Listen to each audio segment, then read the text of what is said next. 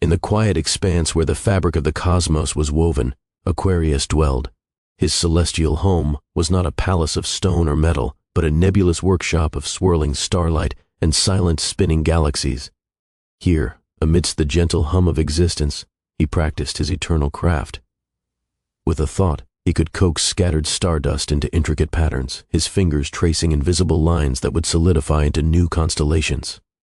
Each glittering arrangement was a testament to an idea born from the endless buzz of possibilities that filled his mind.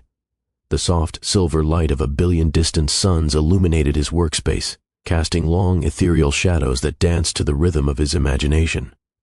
This serene glow was his only constant companion, a silent witness to the birth of cosmic wonders and the death of fleeting notions. He felt the universe not as a vast empty space, but as a living, breathing entity to which he was profoundly connected. Every pulsing quasar, every drifting nebula, was a thread in a tapestry he was privileged to help design. His curiosity was as infinite as the void itself, a driving force that turned nebulous dreams into tangible, starry realities. He would often pause, his hands stilled above a half-formed cluster of blue giants, and simply listen. He listened to the silent music of orbital paths, the whispered secrets of light traveling for eons, and the gentle pull of gravitational melodies. In these moments, he was not just a creator, but a part of the creation, his own essence intertwined with the stardust he shaped. The air around him, if it could be called air, shimmered with potential. It was a canvas of pure black, upon which he painted with luminescent thoughts.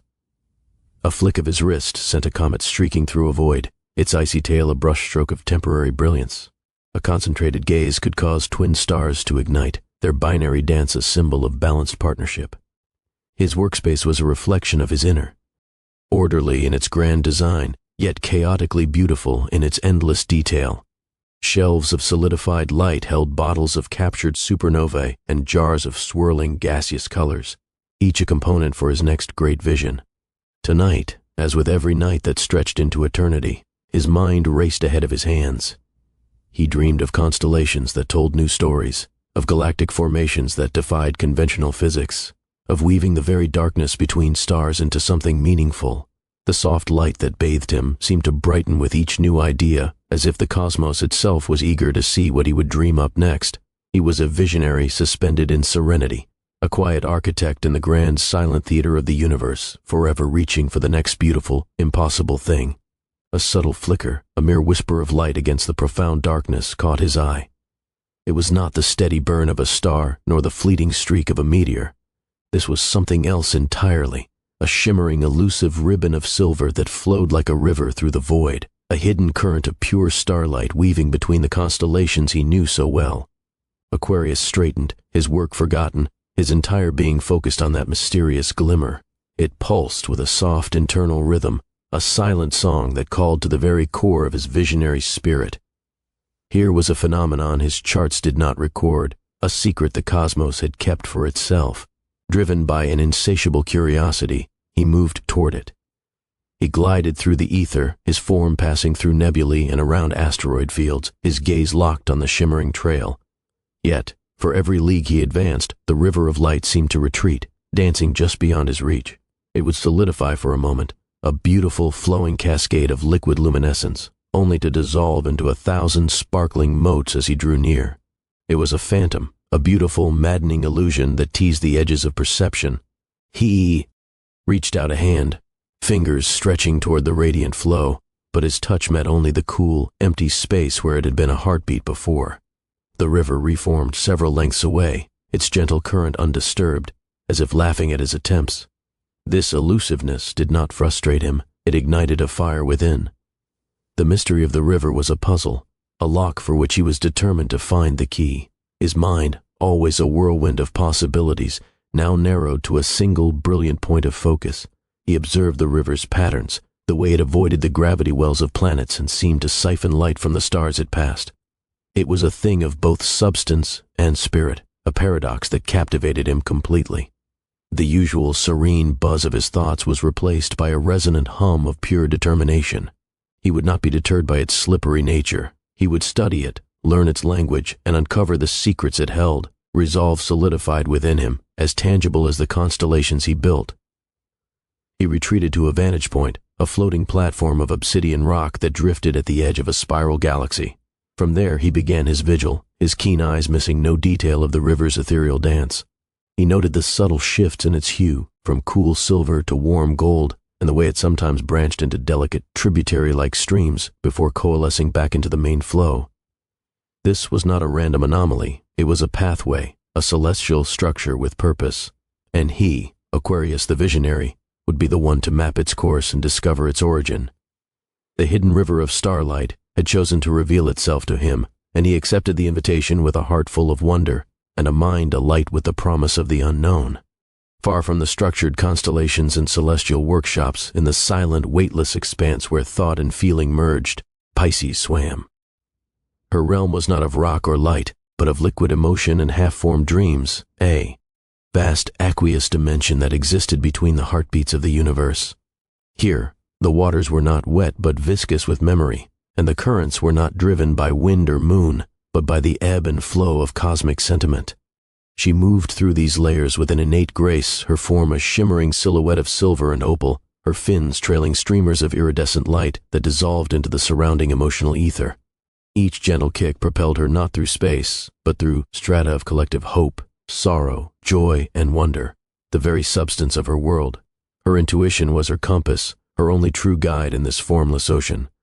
She felt the subtle energies of existence not as abstract concepts, but as tangible textures and temperatures against her skin. A surge of universal creativity felt like a warm, effervescent current, while a pocket of forgotten grief was a chilling, heavy brine. She navigated these invisible tides with her eyes often closed, reading the universe through a language of pure sensation. She could taste the ambition in a newborn star's first light and feel the gentle sigh of a galaxy settling into peaceful old age. Her connection to the cosmic flow was absolute, a symbiotic relationship where she was both a creature of the deep and a custodian of its emotional depths.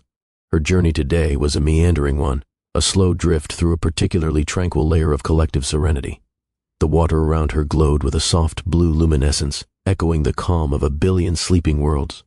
She wove through gardens of crystallized hope that grew like coral and brushed past schools of fleeting silver flicker anxieties that darted away into the gloom. This was her meditation, her way of listening to the soul of everything. She absorbed the feelings, not to keep them, but to understand their weight and their meaning, to help maintain the delicate emotional equilibrium of the cosmos. Then, a ripple. It was not a sound or a sight, but a disturbance in the very fabric of her sensory world.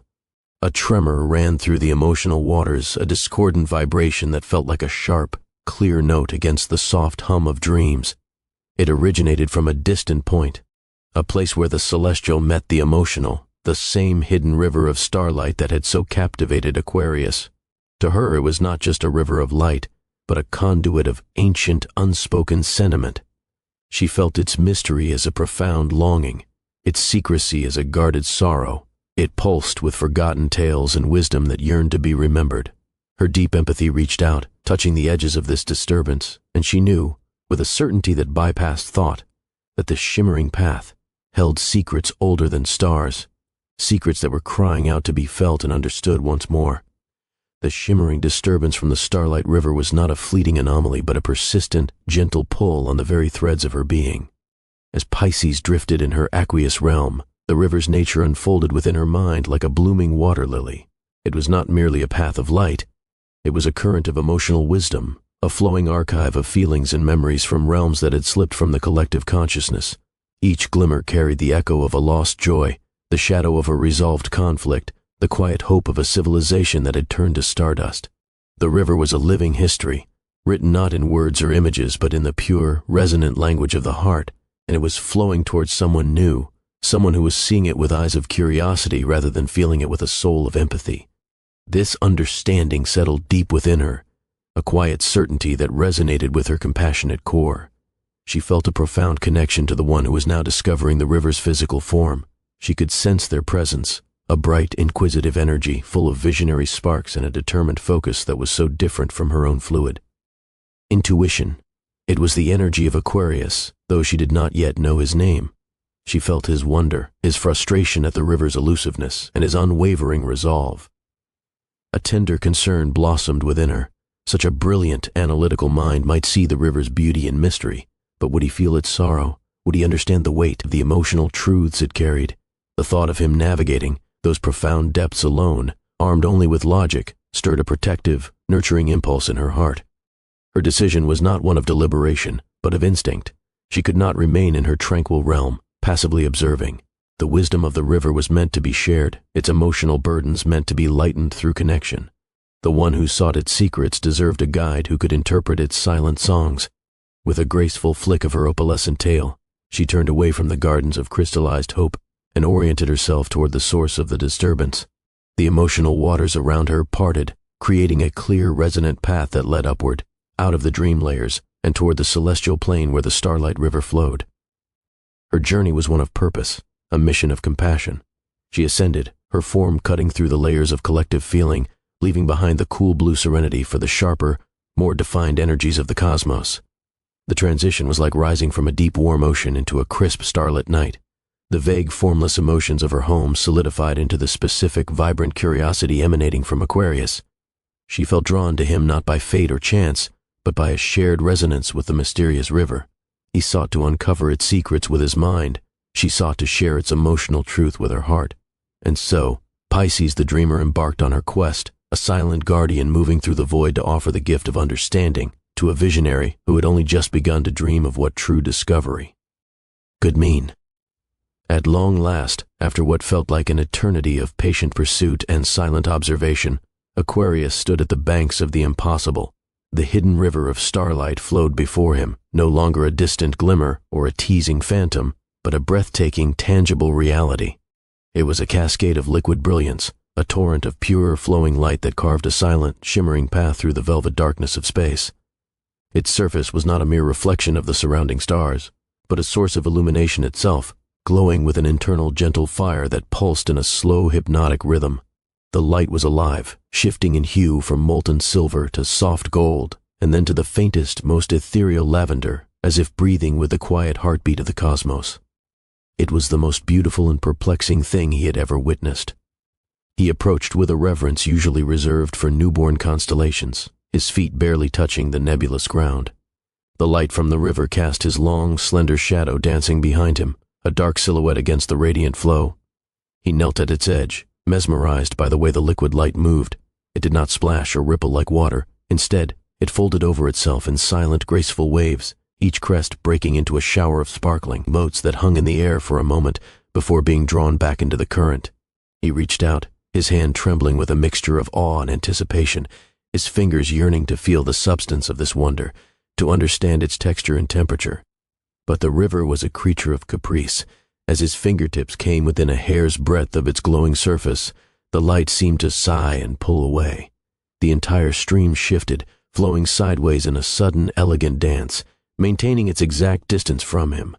He tried again, moving his hand more slowly, but the river responded in kind, its liquid form evading his touch with an almost sentient awareness.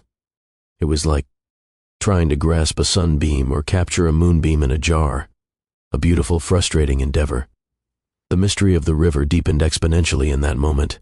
It was not just a phenomenon of light, it was a being with a will, a flowing entity that chose to reveal itself but not to be possessed. A thrill, sharp and electric, coursed through him. This was not a dead end to his curiosity, but a door swinging open onto an infinite corridor of possibilities. His initial frustration melted away, replaced by a soaring excitement. If the river was sentient, what other wonders did it connect? What forgotten realms, what ancient civilizations, what undiscovered laws of existence lay along its course? His mind, always a fertile ground for ideas, began to bloom with visions of floating cities built from solidified starlight, of libraries where knowledge was stored in beams of luminescence, of creatures that communicated through pulses of this very light.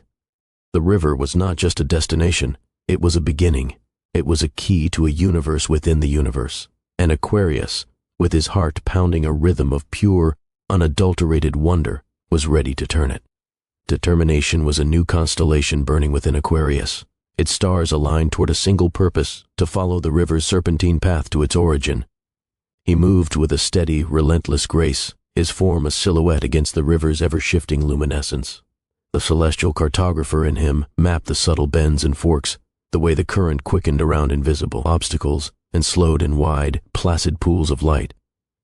He was a scholar of its silent language, learning the grammar of its flow, his mind cataloging every shift in hue and pulse of brightness.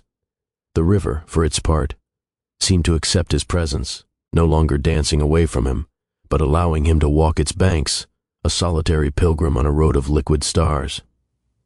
The void around them was profoundly silent, the only movement the endless hypnotic dance of the light and the quiet footfalls of the visionary who pursued its secret. Then the water stirred. It was not the river itself, but a deeper, darker patch of space adjacent to it, a place where the starlight seemed to bleed into something more substantial. From those watery depths, a form emerged, rising with a fluid elegance that made the river's own motion seem clumsy. It was a being of opalescent scales and shimmering fins, her body woven from moonlight and the deep, resonant blue of twilight oceans.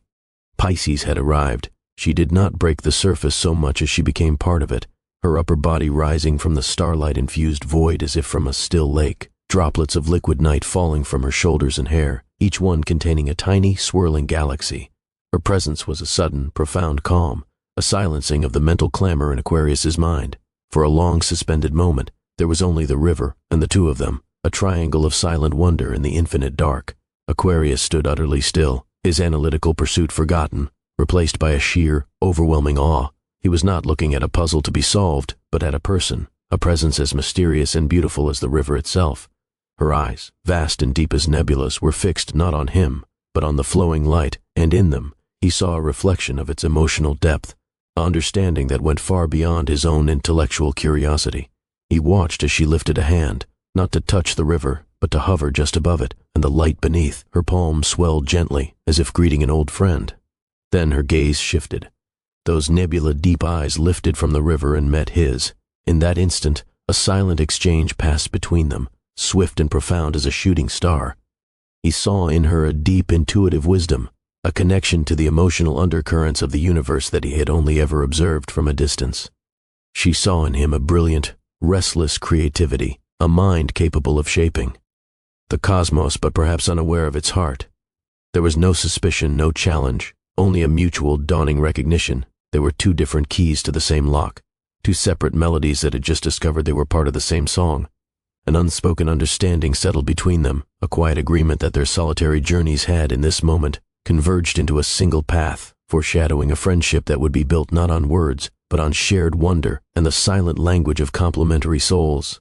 The silent understanding that had passed between them in the river's glow now blossomed into a quiet, mutual need for introduction. Aquarius was the first to make a gesture, a slow, deliberate lowering of his head, a celestial being acknowledging another of equal wonder. Pisces responded in kind, a gentle dip of her own form that sent soft ripples through the starlit space around her. Though no names had been spoken, a sense of identity flowed between them as clearly as the river itself.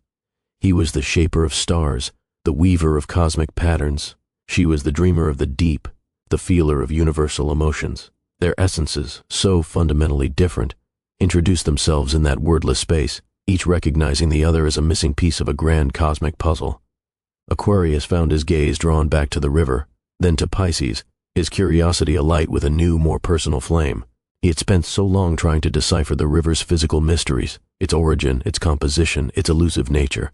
But in her tranquil presence, he sensed a deeper knowledge. She did not just see the river, she knew it. He could feel the intuitive connection she shared with the flowing light, a relationship built on empathy rather than analysis. He was fascinated by this. How could one know a thing not by its measurable properties, but by its emotional resonance?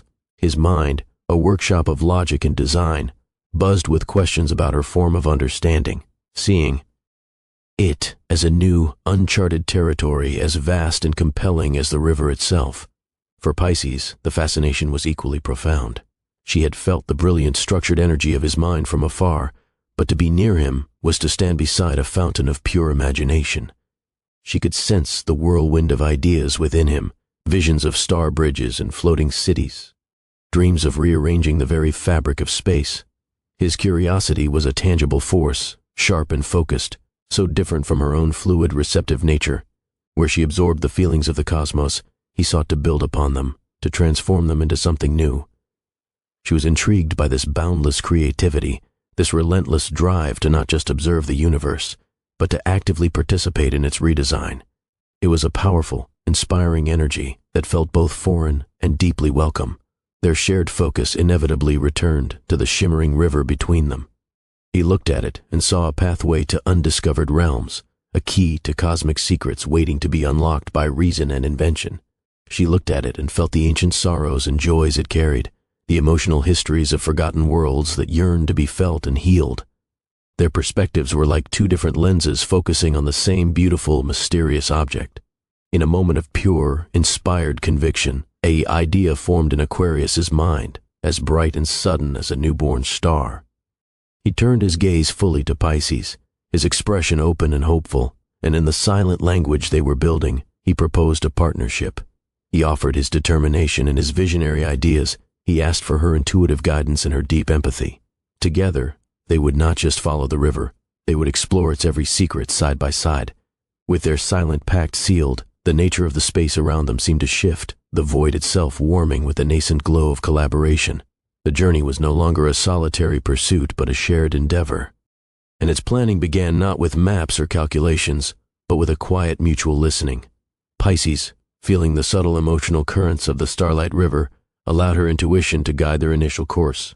She would drift slightly ahead, her opalescent form a gentle beacon, her movements not random but directed by the whispers she felt emanating from the light, a pull of melancholy from one tributary, a surge of ancient joy from another. She navigated by this internal compass, her path a soft flowing line that wove alongside the river's brilliant course, trusting the feelings that lapped against her spirit to lead them toward the most meaningful revelations. Aquarius, for the first time in his existence, learned to quiet the constant hum of his own inventions and simply observe. He watched the way Pisces moved, the slight tilts of her head, the way her fins would still or flutter in response to the river's unseen emotional tides. He saw that her guidance was not a lack of direction, but a deeper form of it, one based on a connection he was only beginning to comprehend. Instead of questioning her choices, he began to mirror her attentiveness, training his keen perception not on the river's physical properties, but on the being who understood its soul. He learned to listen with more than his mind. He listened with his presence, absorbing the quiet certainty she exuded, finding a new kind of logic in the language of intuition. This patient observation was a lesson in a science he had never studied, the science of the heart. As they moved, a newfound trust allowed Pisces to lower the gentle shields that protected her empathetic nature. Where before she had simply felt emotions, she now began to share their textures with Aquarius.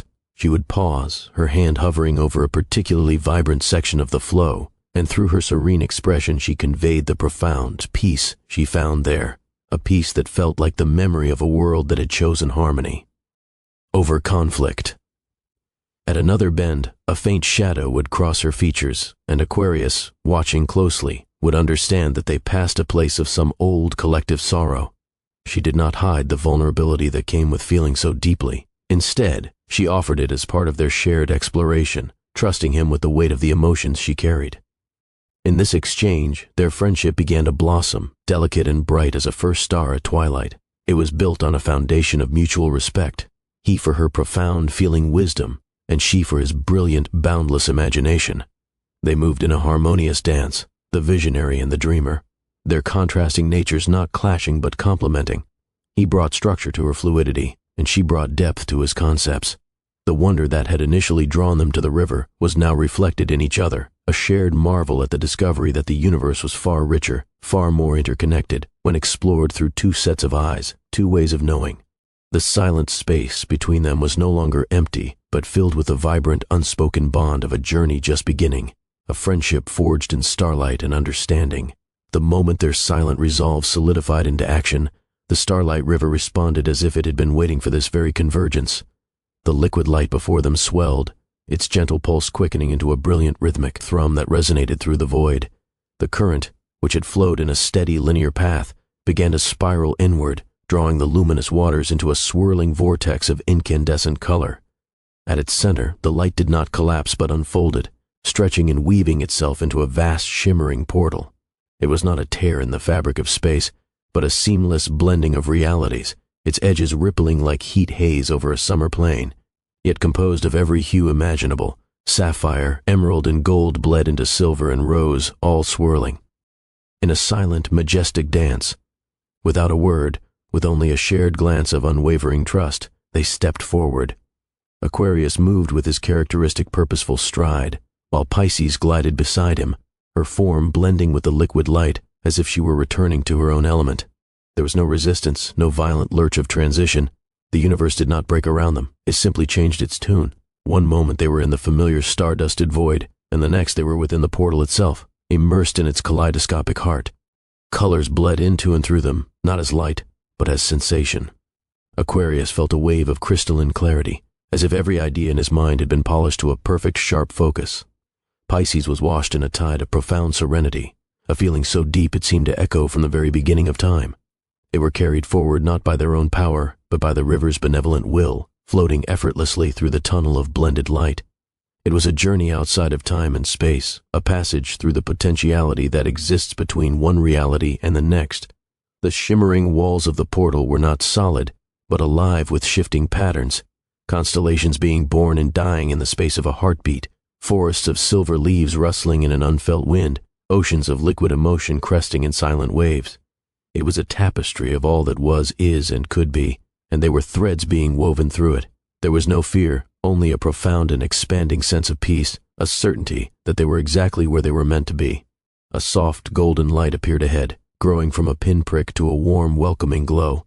The chaotic symphony of colors around them began to calm, their wild dance settling into harmonious streams that flowed toward that single point. The transition was as smooth as a sigh.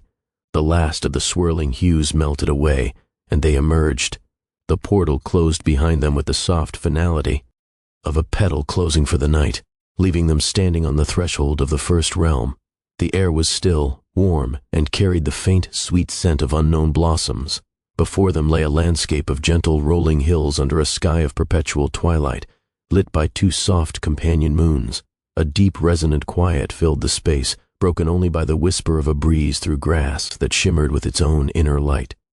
In that first moment of arrival, surrounded by a beauty that felt both new and ancient, they felt no trepidation, only a quiet, swelling anticipation for the wonders and adventures that lay ahead, their hearts perfectly aligned in the peace of the journey begun.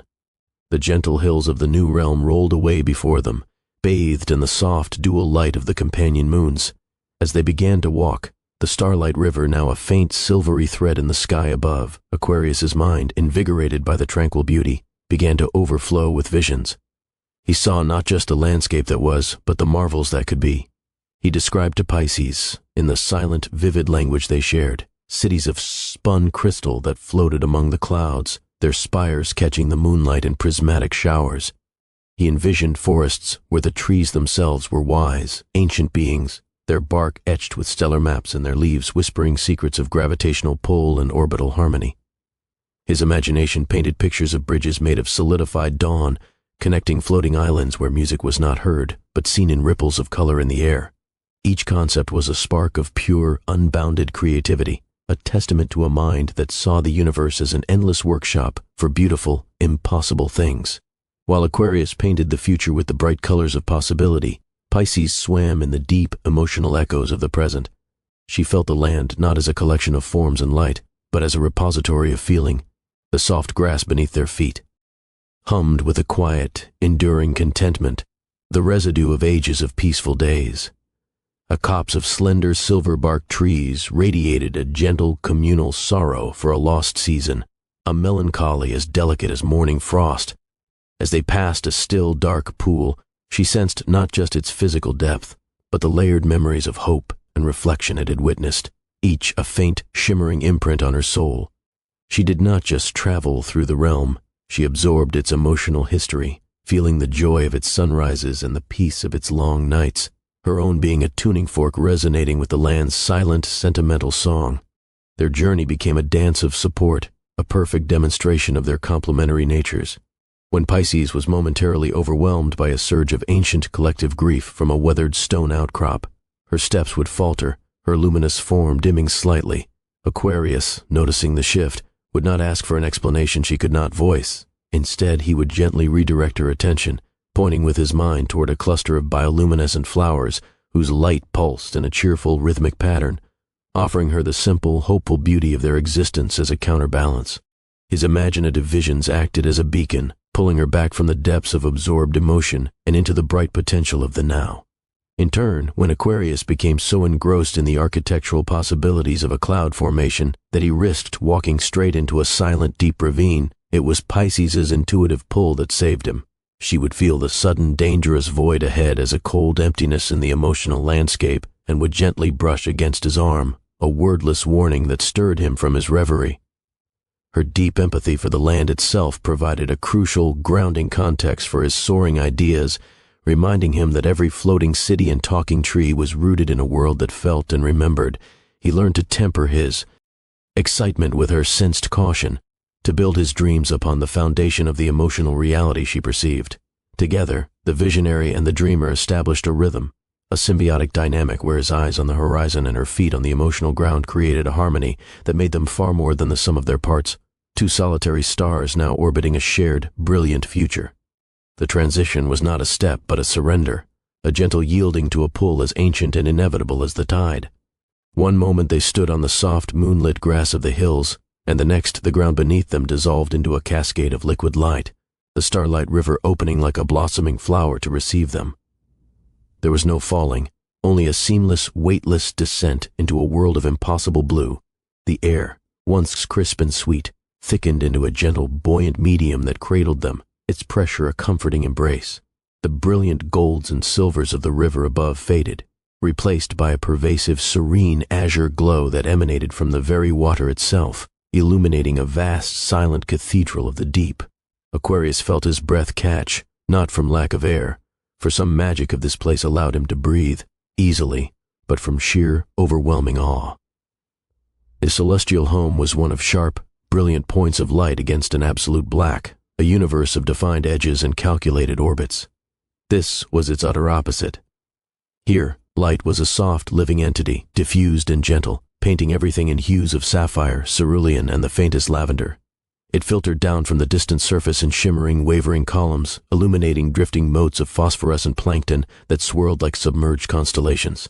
Enormous, graceful fronds of kelp forests swayed in unseen currents, their movements a slow, hypnotic dance. Strange crystalline structures grew from the seabed far below, pulsing with a soft internal radiance. It was a world of curves and currents, of fluid beauty and profound peace, a realm where the very concept of harshness seemed impossible. His visionary mind, so accustomed to building and defining, was humbled into silent reverence before this masterpiece of serene organic design. For Pisces, the descent was not an arrival but a homecoming. The moment the water enveloped her, a deep, resonant calm settled into her very bones. This was her element, amplified and perfected. The gentle currents were not just movements of water, they were caresses, familiar and welcoming, with a fluid, effortless motion, her opalescent fins unfurled, catching the soft push and pull of the ocean. She glided through the azure light, her body becoming an extension of the water itself, each subtle shift of her tail propelling her forward in a silent, graceful arc.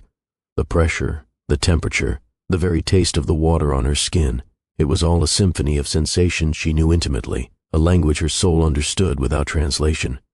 Where Aquarius saw breathtaking beauty, she felt profound belonging. This was a realm built not from stone and light, but from emotion and dream, and she moved through its serene depths as if swimming through the most peaceful layers of her own heart. The welcoming silence of the azure depths was soon broken, not by sound, but by a soft, burgeoning luminescence that drifted toward them from the darker reaches of the ocean. A school of jellyfish, their bodies like living lanterns, pulsed with gentle, rhythmic light. Their gelatinous forms, translucent and edged in silver, floated with an ethereal grace, their long, delicate tentacles trailing behind them like strands of captured moonlight. They did not approach with caution, but with a serene curiosity, swirling around the two travelers in a slow, mesmerizing dance. Their light shifted in hue, from a cool, calming blue to a warm, welcoming gold, a silent, visual greeting that needed no translation. They wove between Aquarius and Pisces, their gentle pulses seeming to beckon them deeper, to follow the soft, illuminated path they were creating. Soon their procession was joined by a trio of ancient sea turtles, their massive shells etched with patterns that told stories of millennia spent navigating these tranquil currents. Their eyes, dark and deep as abyssal trenches, held a timeless wisdom. They moved with a slow, deliberate dignity, their powerful flippers pushing the water with a force that was both immense and gentle. One of the larger turtles, its shell a mosaic of moss green and amber, swam directly beside Pisces, nudging her shoulder with a leathery snout in a gesture of familiar, affectionate guidance. Another took up a position near Aquarius, its presence a steady, calming anchor in the fluid world. Together, the luminous jellyfish and the wise turtles formed a living escort, a silent honor guard shepherding them through the breathtaking seascape toward a destination that glowed with increasing intensity on the horizon. Pisces needed no words to communicate with these gentle denizens of the deep. She opened her heart, allowing her emotions to flow outward in a clear, resonant stream. She projected feelings of gratitude for their guidance, a sense of peaceful wonder at their home, and a respectful curiosity about their lives. The jellyfish responded by brightening their collective glow, their light washing over her in waves of shared joy and acceptance. The wise turtle beside her conveyed, through a complex emotional signature, a sense of ancient patience and a deep, abiding love for the coral city they approached. It was a conversation of pure feeling, a symphony of empathy where trust was built not on promises but on the genuine, open-hearted energy she offered. She was not a visitor to them, but a kindred spirit returned to the water. Aquarius watched, utterly captivated. He saw the interplay of light and the subtle shifts in the creature's movements, but he perceived the deeper exchange happening beneath the surface. He felt the atmosphere change around Pisces, growing warmer, more resonant, as if the water itself was thickening with understanding. He observed how her slightest emotional shift, a pulse of gentle curiosity, a wave of serene appreciation, elicited an immediate and congruent response from their guides. This was empathy in its purest, most active form, a language he had only theorized about, now demonstrated before him as a tangible, powerful force. It was not a soft, vague sentiment, but a precise and effective tool for connection, a way of navigating the world that was as valid and complex as his own maps and equations. In the gentle glow of the jellyfish and the patient eyes of the turtles, Aquarius began to learn his first, silent lesson in the profound science of the heart. The path illuminated by their luminous escorts opened into a vista that stole the very breath from Aquarius's lungs and sent a tremor of profound recognition through Pisces' soul. The city of glowing coral rose from the ocean floor not as a construction, but as a living, breathing entity, a metropolis grown from the dreams of the sea itself. Towers and archways, spires and domes, all were formed from coral that pulsed with a soft internal light. The entire city was a symphony of rainbow hues, each structure thrumming with its own gentle rhythm. One moment a spire would glow with the deep, tranquil blue of a twilight sky, and the next it would shift seamlessly into the vibrant magenta of a tropical bloom, then the warm, golden yellow of a sunrise. The light was not static but flowed through the coral like blood through a vein, a slow, mesmerizing dance of color that painted the water in ever-shifting patterns of luminescence. Aquarius drifted, suspended in wonder, his mind already racing ahead of his eyes. He saw not just a city, but a new architectural language. The organic curves and flowing lines defied the rigid geometry of his celestial designs. He marveled at the way bridges of interwoven coral strands arched between towers, their surfaces shimmering with bioluminescent algae that traced paths like living circuitry. He studied the great, domed structures, their surfaces a mosaic of countless tiny polyps, each one a miniature lantern, contributing to the whole. His fingers twitched with the urge to sketch, to capture the principles of this fluid design. He dreamed of recreating these wonders in the heavens, constellations that pulsed with soft light, nebulae shaped into archways of living color, star systems connected by bridges of solidified starlight that mimicked the coral's graceful arcs. The city was a masterclass in beauty born from biology, and the visionary in him was alight with the infinite possibilities it presented. While Aquarius was lost in the mechanics of the marvelous, Pisces was immersed in its memory. As she glided through a grand archway woven from strands of pearl-white coral that pulsed with a soft silver light, she did not just see a structure, she felt its history. The coral was not inert stone, it was a living record, its very substance imbued with the emotions and stories of the ages. Placing a gentle hand on a wall of softly throbbing amber, she was washed with a wave of warm, communal joy, the residual happiness from 1,000 celebrations that had echoed through these streets. A little further, A grove of coral shaped like weeping willows, glowing with a soft, sorrowful indigo, filled her with a poignant ancient grief, beautifully preserved and honored. Every color shift was a mood, every pulsing rhythm a heartbeat from a different era. She was not a tourist in a city of light, but a reader in a library of feeling, her empathetic soul translating the silent, luminous stories embedded in every wall, every pathway, every softly glowing stone. Their silent procession through the luminescent avenues culminated in a vast circular plaza at the city's heart, where the coral formations grew into shapes of immense age and dignity. Here sat the coral elders, beings whose forms were so ancient they had become more light than substance, their bodies intricate sculptures of living, pulsing radiance. They did not have faces, but their presence emanated a profound and gentle awareness, and the light that flowed from them carried the weight of eons. As Aquarius and Pisces approached, the elders' collective glow intensified, not in warning, but in welcome, the colors shifting to a warm, steady gold that bathed the plaza in a serene, sunset-like hue. The water itself seemed to grow stiller, charged with a palpable sense of history and quiet authority. The tales began not as words, but as waves of light and emotion that emanated from the elders and washed over the two travelers. Vivid images blossomed in the water around them, visions of the universe in its fiery infancy, of the first stars igniting in silent, spectacular bursts. They saw galaxies being spun from cosmic dust, watched as planets cooled, and the first tentative pulses of life flickered into being in the deep, dark oceans of fledgling worlds. The history was not a dry chronology, but a sensory experience. Aquarius saw the precise, magnificent mechanics of it all, the gravitational dances, the nuclear furnaces of suns, the perfect conditions for cosmic evolution. He observed the patterns in the light, the way the elders' narrative flowed with a logical, elegant structure, a story written in the fundamental laws of physics. Pisces, meanwhile, felt the emotional soul of the cosmic saga. The birth of a star was not just a physical event to her, but a surge of pure, explosive joy. The slow death of a red giant was a profound, graceful melancholy. The emergence of life on a watery world was a wave of tender, hopeful warmth that brought tears to her eyes. She absorbed the loneliness of empty nebulas, the fierce pride of black holes, the gentle love that seemed to weave between solar systems, holding in a delicate balance. The elders were not just recounting history, they were sharing the feelings of the universe itself, the joy, sorrow, wonder, and peace that were the true constants across time and space. For her, the lesson was one of connection. Every event, no matter how vast or minute, was tied together by a web of shared sentiment. Their different approaches to learning became beautifully apparent. Aquarius, his mind a whirlwind of questions, focused his attention on the science behind the city's central wonder, the glow itself.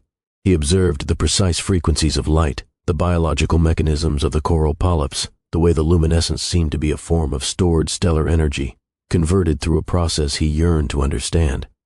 He saw the glow as a magnificent, natural technology, a puzzle to be decoded. Pisces, in contrast, listened to the emotional lessons woven into the elders' light. She understood that the city's gentle pulse was a heartbeat of memory, that its shifting colors were a language of mood and legacy, teaching that true wisdom lies not in dominating nature, but in living in harmonious, feeling symbiosis with it. The visionary sought to understand how it worked, the dreamer sought to understand what it meant, and in the quiet glow of the ancient coral, both found their curiosity not just satisfied, but profoundly deepened. The true voice of the ocean was not in the rush of currents or the calls of its creatures, but in the silence that followed. The coral elders, their luminous history shared, guided Aquarius and Pisces away from the vibrant heart of the city, down a narrow descending passage lined with coral that glowed with a deep, meditative violet.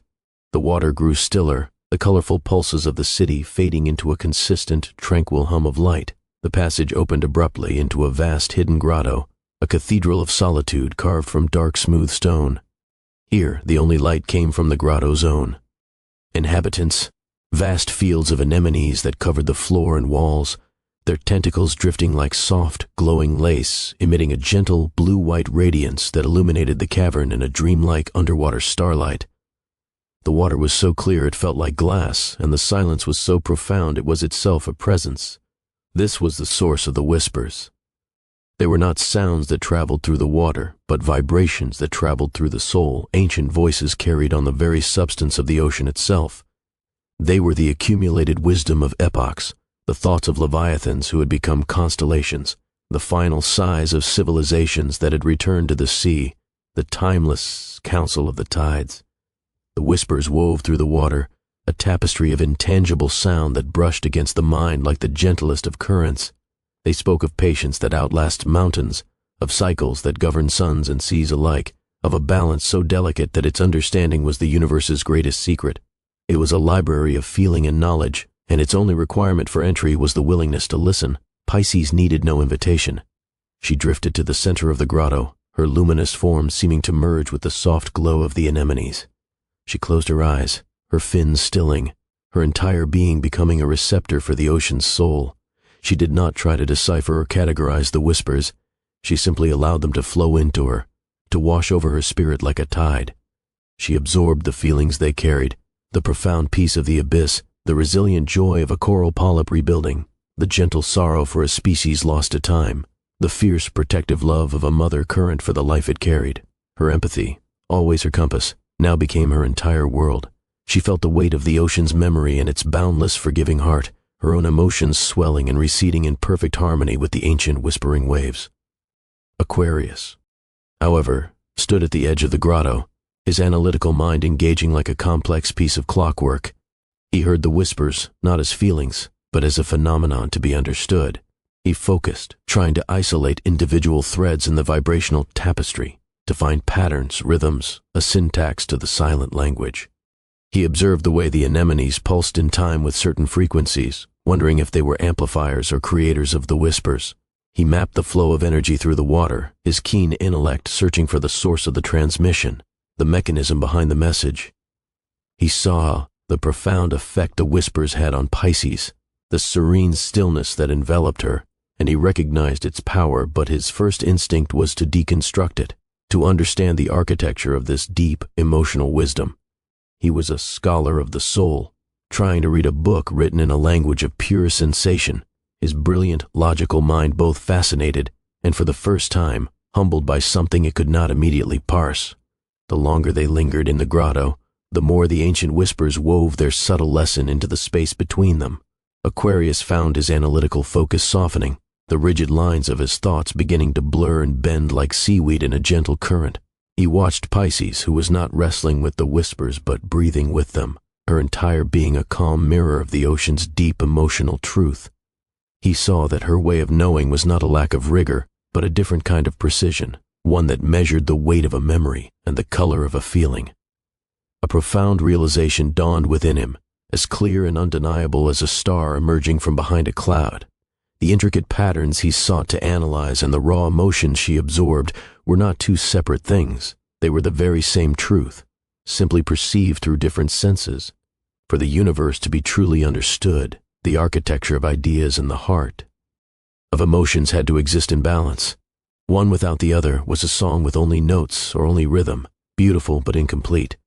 This revelation settled in the quiet water, and he turned his gaze to Pisces, a silent admission forming in his heart. In all his eons of crafting constellations and dreaming of cosmic wonders, he had prized the elegance of an idea, the purity of a design.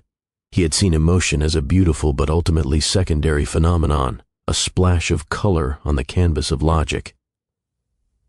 Here, in the presence of the ocean's soul and her deep empathy, he saw its true power. Feelings were not decorative, they were foundational. They were the gravity that held memories together, the current that guided intuition, the very language in which the universe's oldest stories were written. He had never valued them this much, had never understood that to truly know a thing, one must also feel its essence. Pisces, in turn, felt the shift in his energy, a quiet hum of understanding that resonated through the water. As she absorbed his newfound reverence for her world, a corresponding realization blossomed within her own spirit. She had always lived in the realm of feeling, trusting the ebb and flow of emotions as her only map. Imagination, to her, had been a distant, sparkling thing, beautiful to observe, like the constellations Aquarius built, but untethered from the deep, grounding truth of empathy. Now, watching the way his mind transformed the whispers from a sensation into a structure of understanding, she saw its power. Imagination was not flight from feeling, it was its partner. It was the force that could take the raw material of emotion and build from it bridges of hope, cities of solace, and new constellations of possibility.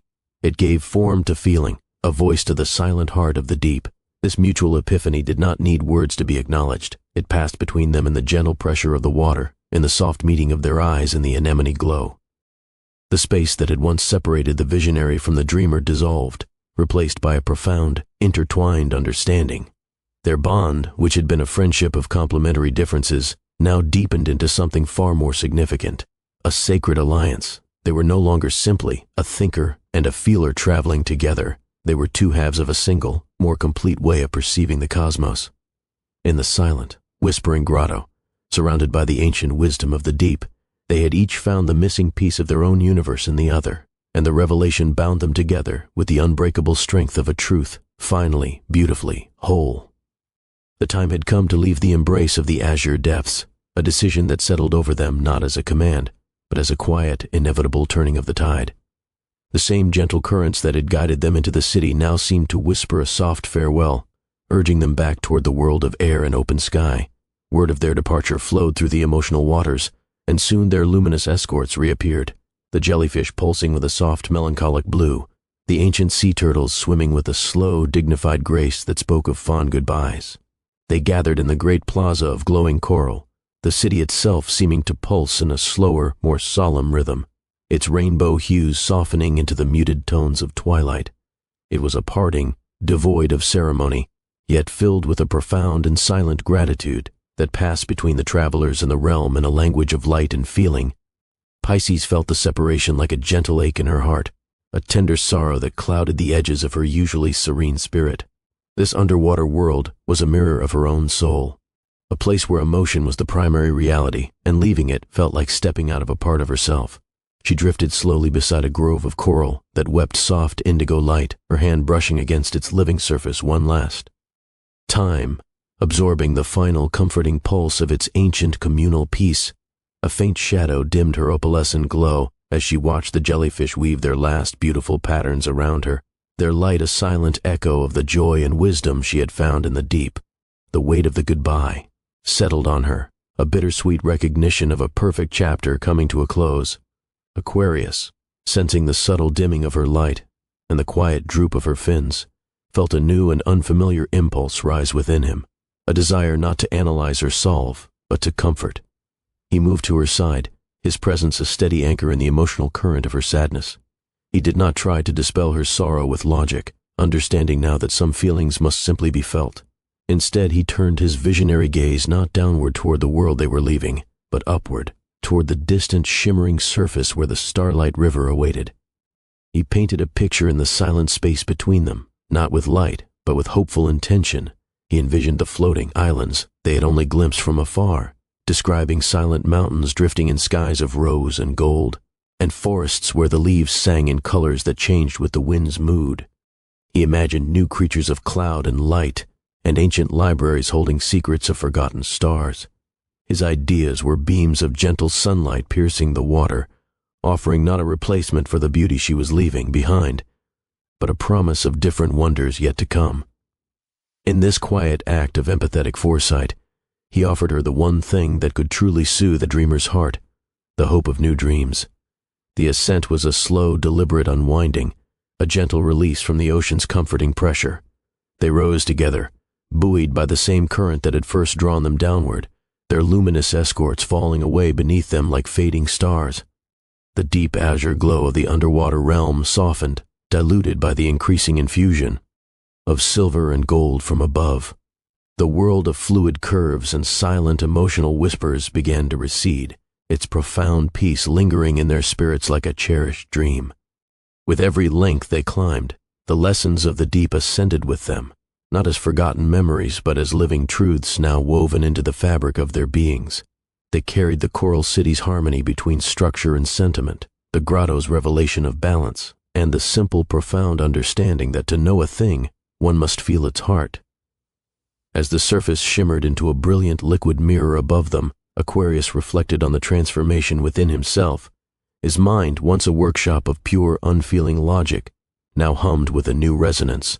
He no longer saw the starlight river merely as a cosmic phenomenon to be mapped and decoded, He felt its history, its gentle sorrow for forgotten realms, and its hopeful flow toward new beginnings. The visionary who had prized the elegance of an equation now understood the necessity of the emotion that gave it meaning. He looked at Pisces, her form cutting a graceful path upward beside him, and saw not just a companion but the key to a deeper, more complete way of seeing. The ocean had taught him that empathy was not a soft distraction, but the very gravity that gave ideas their weight and purpose. For Pisces, the return to the Starlight River felt like a homecoming to a familiar self, now expanded. The intuitive dreamer who had navigated by feeling alone now carried within her the spark of Aquarius's boundless imagination. The floating islands he had described were no longer vague concepts, but vivid possibilities painted with the colors of hope. She realized that her empathy, when paired with his vision, could do more than just understand the world. It could help imagine and shape a more beautiful one. The sadness of leaving the depths was still a tender spot in her heart, but it was now overshadowed by a quiet, thrilling anticipation. She was returning to the river, not as the being who had first sensed its disturbance, but as part of a partnership that had been tempered and deepened in the silent crucible of the sea. Breaking the surface was like being born into a new kind of silence. The water fell away in a cascade of diamond droplets, and they were once again suspended in the familiar, star-dusted void, the river of liquid light flowing serenely beside them. The transition was seamless, the profound quiet of the deep giving way to the expansive peace of the cosmos. They floated for a moment, catching their breath not in lungs, but in spirits, their gazes meeting in a look of shared accomplishment and understanding. The journey below had not been a detour, but a vital chapter of integration. They were more connected now, their bond forged in the revelation that their greatest strengths lay not in their individual gifts, but in the beautiful alchemy that occurred when they were blended. Turning as one, they looked upstream, where the river curled toward the distant, beckoning shapes of the floating islands. They were no longer just a visionary and a dreamer on a shared curiosity. They were a united force, balanced, whole, and radiantly ready for the next phase of their journey. The Starlight River carried them from the silent, liquid embrace of the ocean into a realm where the very laws of existence seemed to have been rewritten by a dreamer's hand. One moment they were surrounded by the deep, resonant blue of the abyss, and the next, the world opened into an impossible, breathtaking expanse of sky. Here, gravity was not a chain but a suggestion, and the land had learned to fly. All around them, islands of every imaginable shape and size drifted in a serene, weightless ballet. Some were vast, mountainous continents wreathed in perpetual mist, their peaks piercing clouds that glowed with internal light. Others were small, intimate groves of trees with roots tangled into the soil. Floating like emerald ships on an invisible sea, the air was crisp and thin, carrying a faint, sweet fragrance of unknown blossoms and the clean scent of rain-washed stone. A profound, majestic quiet reigned, broken only by the soft sigh of the wind as it threaded its way between the drifting earth. Aquarius felt a thrill of pure, unadulterated exhilaration course through him. His mind, so accustomed to the predictable orbits of stars and the stable architecture of his celestial home, was electrified by this defiance of fundamental order. He watched, utterly captivated, as a massive island shaped like a sleeping leviathan slowly rotated, its underside a jagged landscape of crystalline formations that caught the light of a distant, gentle sun, scattering rainbows into the void. He saw smaller land masses, no larger than his workshop, drift past, their surfaces carpeted in moss that shimmered with dew-like stars. The anti-gravity phenomena were not a chaotic rebellion but a graceful, harmonious dance, a symphony of suspended motion that spoke of a universe far more playful and imaginative than he had ever conceived. His fingers itched to chart the invisible currents that held these islands aloft, to understand the physics of this beautiful impossibility, his visionary spirit soaring as high as the floating earth itself. Pisces, in contrast, was enveloped by the realm's ethereal quality. To her, it felt less like a physical place and more like a collective dream given form. The light here was softer, more diffuse than in the celestial void, washing everything in a pearlescent haze that blurred the edges of reality. The silence was not empty but full, humming with a low, resonant frequency of pure potential and tranquil slumber. She felt as if they were moving through the space between thoughts, a landscape built from the quiet hopes and serene fantasies of the cosmos. The islands themselves seemed to pulse with a gentle, sleeping consciousness, their slow drifts the contented turns of a world lost in a beautiful dream. The air did not feel thin to her, but light, as if it were woven from spun sugar and starlight, and every breath was an inhalation of peace. Where Aquarius saw a thrilling scientific marvel, she felt a deep, soul-level recognition of a place where emotion and reality had softened into one another, a perfect, dreamlike sanctuary suspended between heaven and earth. They alighted upon one of the smaller islands, a floating meadow of soft silver grass that swayed in the gentle, weightless breeze. The air hummed with a quiet energy, and the very soil beneath their feet seemed to breathe, pulsing with a faint golden light. Scattered across this ethereal landscape were clusters of flora unlike any they had ever seen. They were not rooted in the traditional sense, but grew from floating orbs of soil that drifted a hand's breadth above the ground, their stems and leaves cascading downward like living fountains. But their most astonishing feature was their color, or rather, their lack of a single one. The petals of the flowers and the leaves of the shrubs shifted and flowed through a spectrum of hues, not randomly, but in direct response to the emotional energy that surrounded them. Pisces was drawn to a particularly elegant bloom, its form resembling a bell made of liquid crystal. As she approached, her heart still carrying the serene calm from the ocean's depths, the flower reacted. Its previously pale, shimmering form deepened, saturating into a profound, tranquil blue, the exact color of a still twilight sea. A sense of deep peace emanated from the blossom, a resonance that felt like a gentle affirmation. She knelt, not touching it, but simply allowing her own calm to mingle with its. She felt a connection, a silent conversation where her inner stillness was reflected and amplified by the flower's radiant hue. It was a pure, wordless exchange of serenity, a confirmation that her emotional state was not just an internal experience, but a tangible force that could interact with the world around her.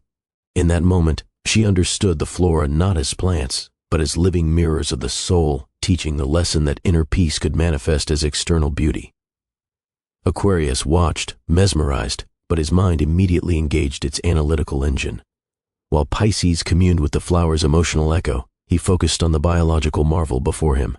He observed the intricate vein-like structures within the translucent petals, noting how they seemed to act as conduits for light and energy.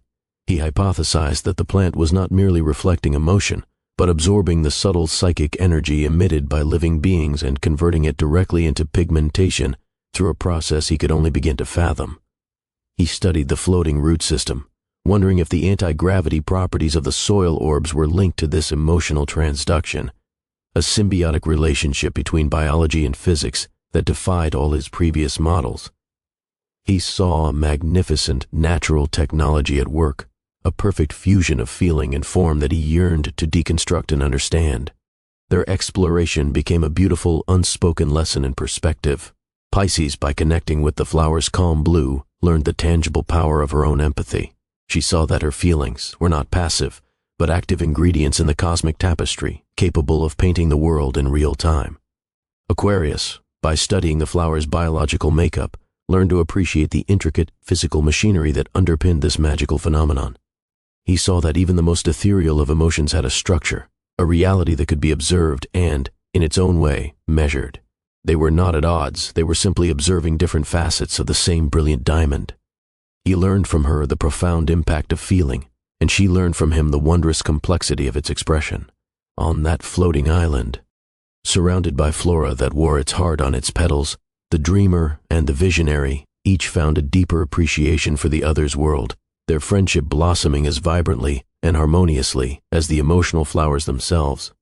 A profound stillness, deeper than the silence of space and more ancient than the ocean's whispers, enveloped them as they drifted toward the heart of the floating archipelago. Here the islands were not of earth or stone, but of solidified light, their forms shifting from crystalline spires to softly pulsing orbs of radiance. The air hummed with a frequency that was felt rather than heard, a vibration that spoke of boundaries thinning and realities overlapping. It was a crossroads of existence, a place where the veil between worlds was worn to a delicate, luminous thread. From within the largest of these islands of light, forms began to emerge, beings not of flesh or water, but of pure condensed illumination.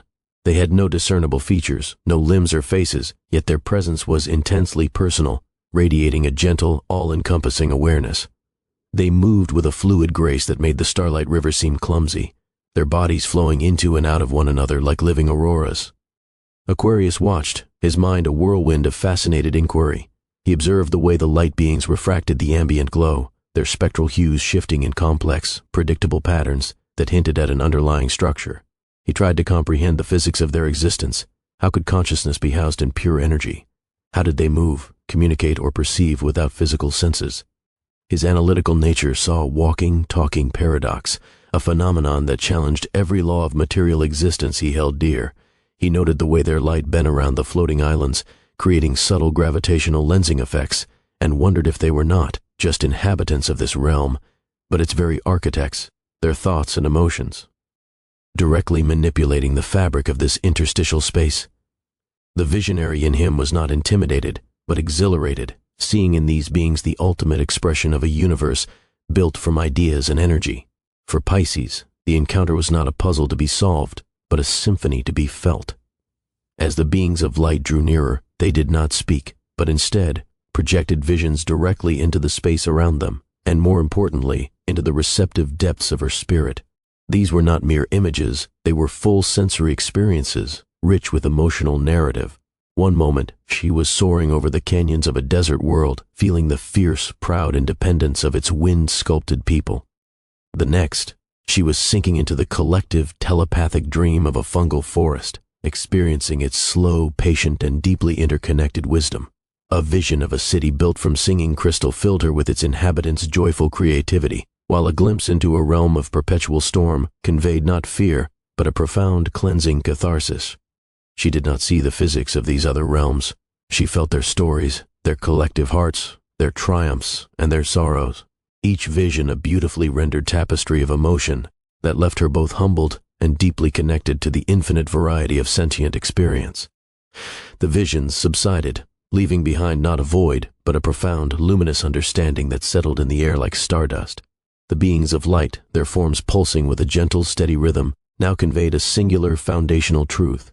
They taught of the interconnectedness of all existence, a concept that flowed into Aquarius and Pisces not as a lecture, but as a direct experiential knowing. It was a tapestry, they showed, where every thread, no matter how seemingly insignificant, was vital to the strength and beauty of the whole. A thought in the deepest void, a feeling in the most hidden heart, a supernova in a distant galaxy, all were knots in the same infinite net, each vibration echoing through the entirety of the cosmos, affecting everything else in subtle, irrevocable ways. Aquarius received this truth, and his mind, the great cartographer, immediately began to map it. He saw the interconnectedness as a cosmic network, a vast, shimmering web of energy and information. In his mind's eye, he visualized nodes of consciousness, stars, planets, beings, ideas, all connected by brilliant lines of force and influence. He saw the logic of it, the elegant, predictable ways in which a shift in one part of the network would create resonant effects in another, like ripples in a pond of space-time.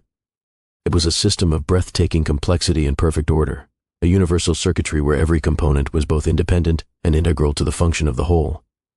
This was a connectivity he could understand, a structure built from the fundamental laws of relationship and causality. Pisces, in the same moment, felt the truth settle into her heart as a web of pure feeling. For her, the interconnectedness was not a network of points and lines, but a living, breathing entity woven from empathy itself. She felt the strands as bonds of shared experience, the universal joy of creation, the collective sorrow of loss, the quiet hope that beat in the heart of every living thing. A laugh on a distant world sent a tremor of warmth through the web. A tear shed in solitude added its weight to a shared ocean of compassion. It was not a system to be analyzed, but a relationship to be felt, a constant flowing exchange of emotional energy that bound all souls into one great, feeling being. The love of a parent, the curiosity of an explorer, the peace of a meditator, these were not isolated events, but colors bleeding into the same magnificent, emotional canvas. Later, as they rested on the edge of a small, floating island, the two friends shared their perceptions. Aquarius, with quiet excitement, described the cosmic network, its logical pathways and resonant frequencies. Pisces, her voice a soft murmur, spoke of the web of feelings, its empathetic strands and shared heartbeats.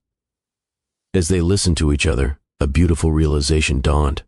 They were not describing two different truths, but the very same one, simply perceived through their unique lenses. His cosmic network was the skeleton, the underlying structure of the universe. Her web of feelings was its soul, the living, breathing spirit that animated it. One could not exist without the other. The logic gave the feelings a form to flow through, and the feelings gave the logic its purpose and meaning. This discussion was more than an exchange of views. It was a blending of their very essences. They saw that their friendship was a microcosm of this universal principle. His vision provided structure and direction to her deep empathy, while her feeling provided heart and context to his brilliant ideas. Their bond was not just a pleasant companionship, it was a living demonstration of cosmic interconnectedness in action. The understanding that their strengths were not just complementary but fundamentally necessary to one another settled deep within them, strengthening their friendship with the unshakable foundation of a universal law. They were two distinct threads who had discovered that, woven together, they created a pattern far stronger and more beautiful than either could alone. On a tranquil island adrift in the sea of sky, where the very air seemed woven from hush and honeyed light, they found a place of rest. It was a small, secluded haven, its ground a soft carpet of moss that glowed with a gentle emerald pulse, and its lone, ancient trees spreading silver branches that cradled the silence. Here, the frantic dance of floating continents slowed to a gentle sway, and the hum of intersecting realities softened to a lullaby.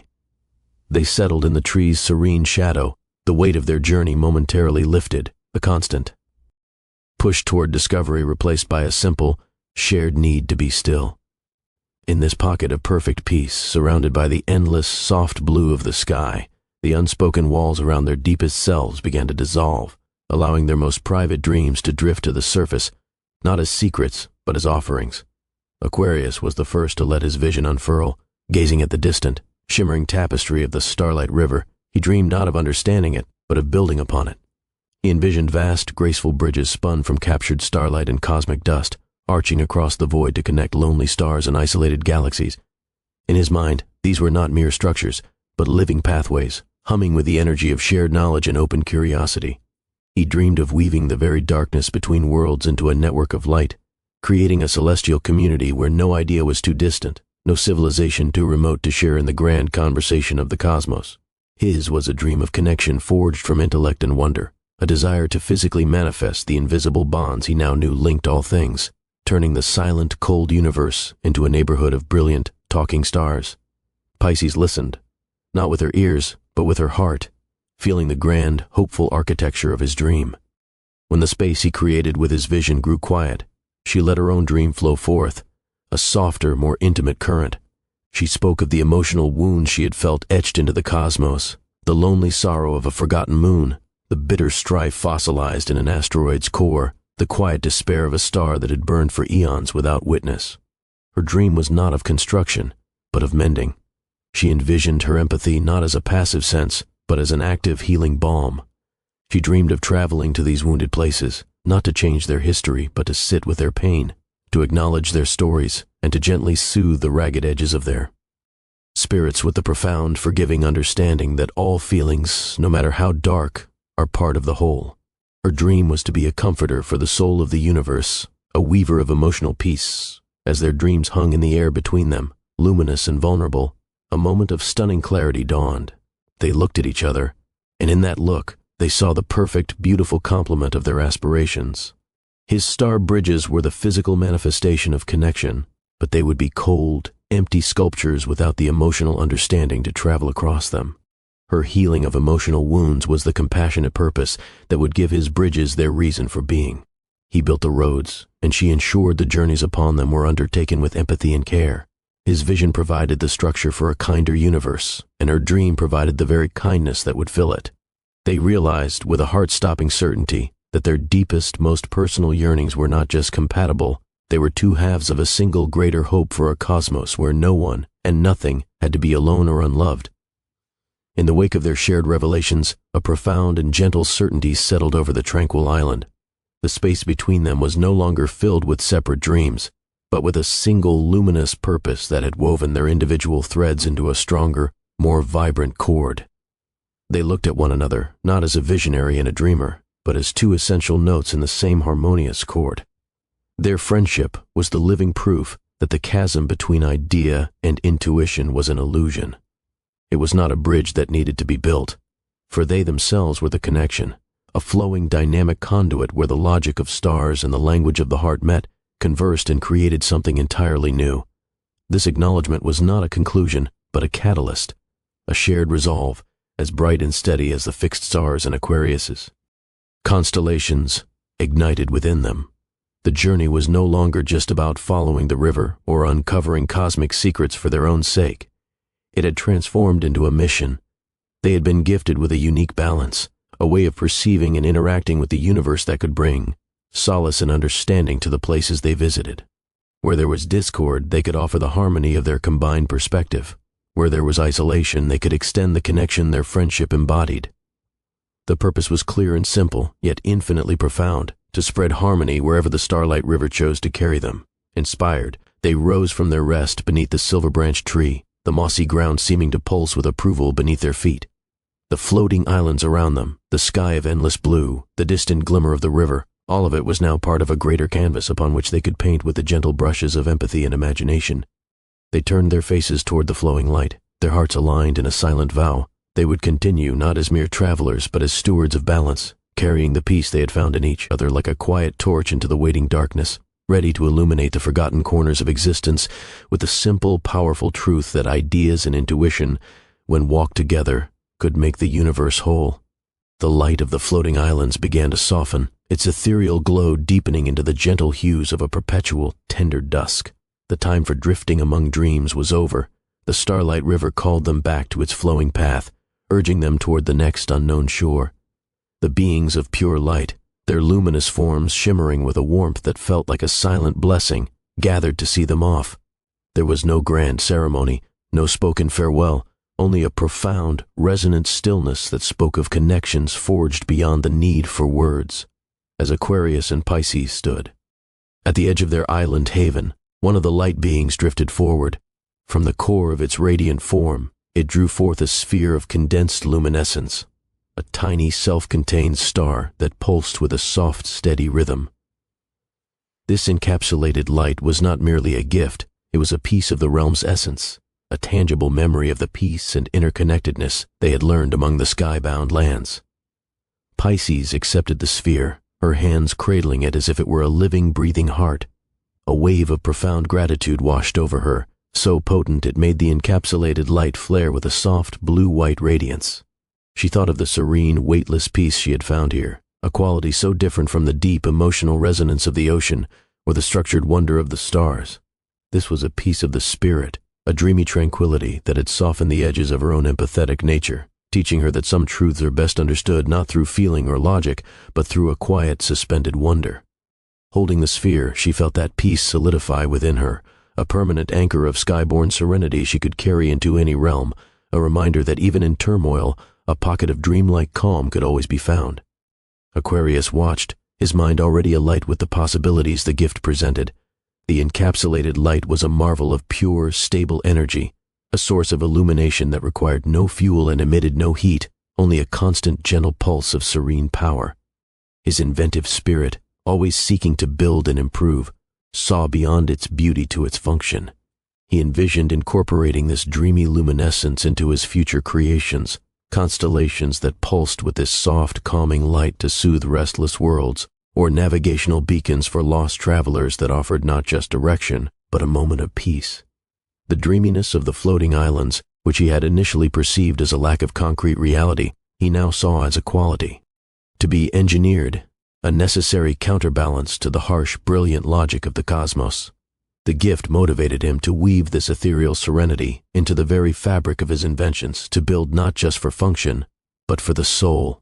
The familiar flowing ribbon of the Starlight River welcomed them back, its currents feeling more like a homecoming than a pathway. The boundless skies and drifting islands shrank behind them, becoming a beautiful painted memory against the star-dusted void. Here, suspended once more in the river's gentle glow, the profound quiet of the journey settled upon them, allowing space for the true magnitude of their transformation to bloom into conscious thought. They drifted side by side, not as the beings they had been, but as the partners they had become, the lessons of the depths and the skies now woven inseparably into their spirits. Aquarius turned his gaze from the river to Pisces, his usual expression of focused curiosity softened by a newfound warmth. The silence between them was not empty, but ripe with understanding, and into it he offered a quiet confession. He spoke of his former self, the solitary visionary who had seen the cosmos as a grand machine of elegant but ultimately unfeeling mechanics. He admitted that he had cherished the beauty of a perfect equation, the clarity of a logical deduction, but had held emotions at a distance, viewing them as chaotic, unpredictable forces that clouded pure reason. Now, after witnessing the soul of the ocean in the heart of the floating islands, after feeling the weight of ancient sorrows and the lift of shared joys through her, he saw with stunning clarity that he had been wrong. Emotions were not a distraction from truth, they were its most profound dimension. He confessed that he now cherished them, not as a secondary interest, but as the essential gravity that gave ideas their meaning, the current that connected all intelligent life, the very language in which the universe is oldest. And most important stories were written. Pisces listened, her opalescent form glowing with the gentle light of his admission. In the wake of his confession, she offered one of her own. She spoke of her life in the liquid realms of feeling, where intuition was her only map and empathy her only tool. She had always trusted the flow of emotions implicitly, but had seen logic and structured creativity as something cold, rigid, and separate from the deep, fluid truth of the heart. She had valued the what and the why of feeling, but seldom the how. Now, after journeying with him, she saw the magnificent architecture that underpinned even the most ethereal dream, his ability to take a raw, beautiful emotion and envision a star bridge from it, to analyze the biological wonder of a feeling flower. This was not a cold process, but a creative one. She admitted that she now valued logical creativity, seeing it not as the enemy of intuition, but as its most powerful partner. It was the force that could give form to compassion, that could build shelters for hope and construct pathways for peace. His vision provided the loom, and her feelings provided the threads. Together, they could weave realities. This exchange was the culmination of their entire journey, the final, beautiful piece clicking into place. They had not simply learned to tolerate each other's natures, they had evolved to actively cherish and rely upon them. Aquarius's world was richer for its newfound heart, and Pisces' world was stronger for its newfound structure. Their understanding had deepened from mutual respect into a symbiotic reverence. As they turned together, their forms outlined by the river's radiant flow, they looked not backward at the realms they had left, but forward along the starlight path, two evolved beings, perfectly balanced and radiantly ready for whatever wonders, challenges, and opportunities to spread harmony awaited in the whispers of the ancient forest ahead. The transition was as gentle as a thought, the starlight river dissolving from a torrent of liquid brilliance into a fine silver mist that settled upon their shoulders like a mantle of forgotten dreams. One moment they were adrift in the star-dusted void, and the next, their feet met solid, yielding earth, soft with the decay of millennia. The air, once crisp and thin, grew thick and heavy, laden with the scent of damp soil, blooming nightshade, and the profound dusty perfume of age. Before them stood the edge of the ancient forest, a wall of immense silent sentinels whose bark was the color of weathered moonlight, and whose leaves were fashioned from pure shimmering silver. Each leaf, though no wind stirred, trembled with a perpetual subtle motion, and from this collective rustling arose the whispers, a soft, ceaseless murmur that seemed not to travel through the air, but to emanate from the very soul of the wood itself. They stepped across the threshold, and the world changed. The light of the river mist faded, replaced by a soft, green-gold luminescence that filtered down through the dense silver canopy, dappling the forest floor in shifting patterns of light and shadow. The air was profoundly calm, a stillness so deep it felt like a physical presence, a blanket of hush that smothered sound and slowed the pulse. It was not an empty silence, but a full one, pregnant with the weight of countless years and the accumulated wisdom of ages. Every breath was an inhalation of patience, every step a movement through time itself. The serenity of the place was not passive but active, a gentle, insistent pressure that invited the mind to quiet, its chatter in the heart to open its deepest chambers. They walked slowly, their movements reverent, as if in a library built not of books but of living wood and whispered secrets. Aquarius, whose mind was usually a whirlwind of future possibilities, found his thoughts turning inward, soothed by the ancient rhythm of the forest.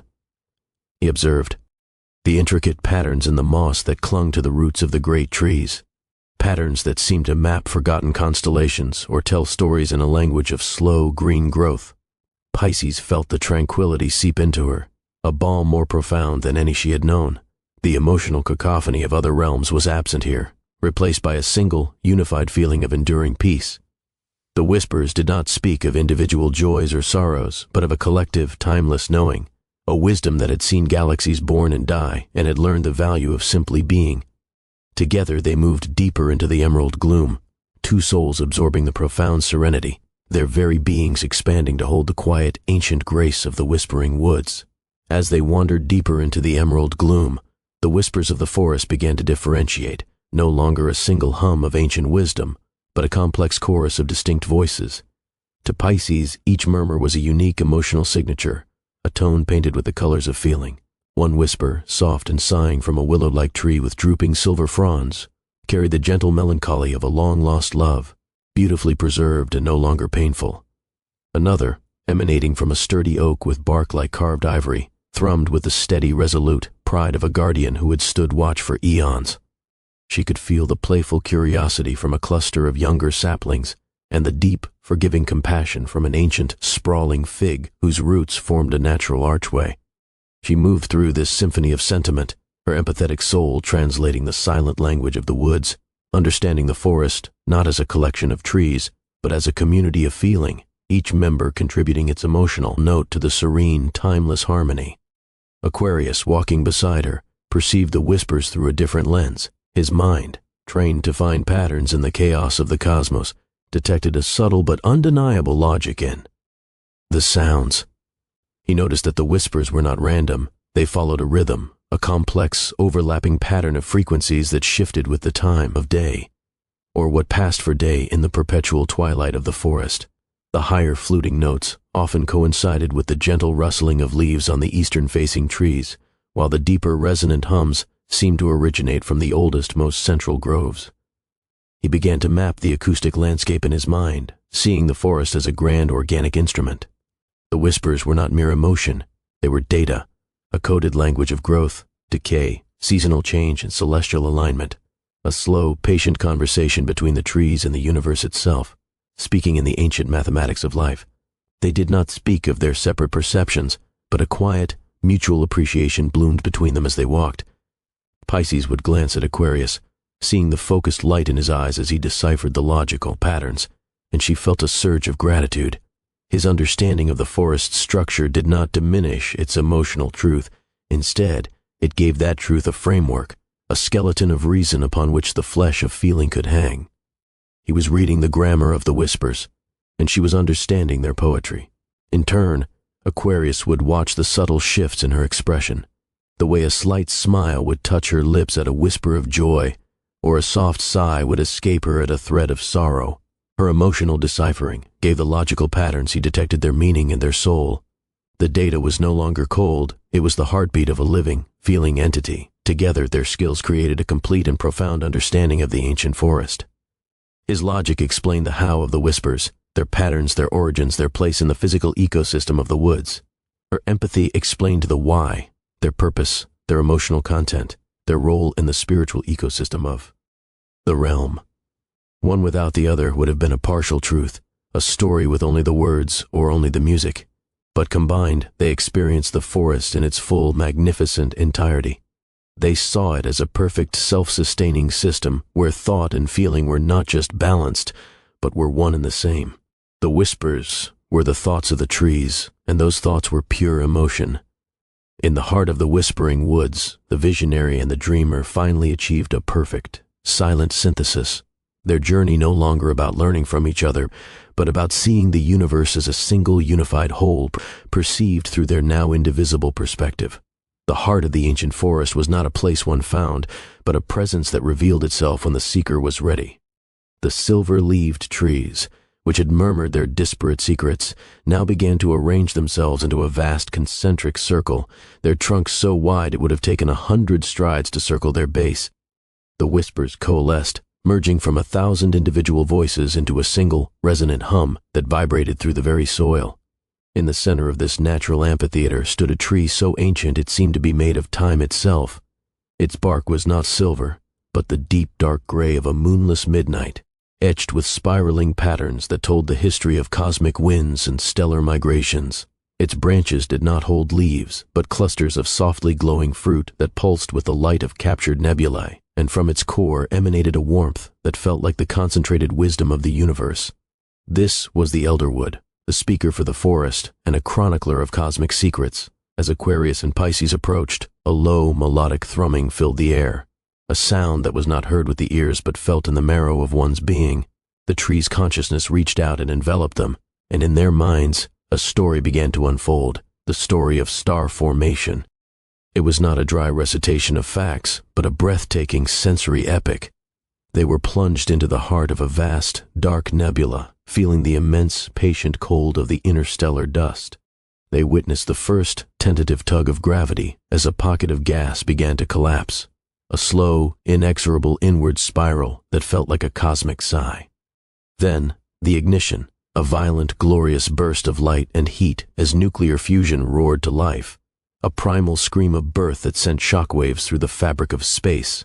Aquarius was utterly transfixed, his visionary mind absorbing the astronomical details with rapturous intensity. He saw the precise dance of physics with a clarity he had never known, the way angular momentum spun the collapsing cloud into a protoplanetary disk, the fierce stellar winds that carved out cavities in the nebula, the delicate balance between radiation pressure and gravity that determined a star's final size and lifespan. The Elderwood showed him the different stellar nurseries, from the dense, frantic clusters where massive blue giants were born and died in quick, spectacular supernovae, to the quiet, solitary corners where smaller, stable stars like our sun ignited their long, steady burns. He saw how the death of one star seeded the void with heavy elements, the stardust that would one day form planets and, ultimately, life. It was the ultimate blueprint, the grand design behind the constellations he so loved to craft, and he watched, humbled and exhilarated, as the universe revealed the magnificent, logical poetry of its own creation. While Aquarius marveled at the mechanics, Pisces was swept away by the profound beauty and emotion woven into the cosmic tale.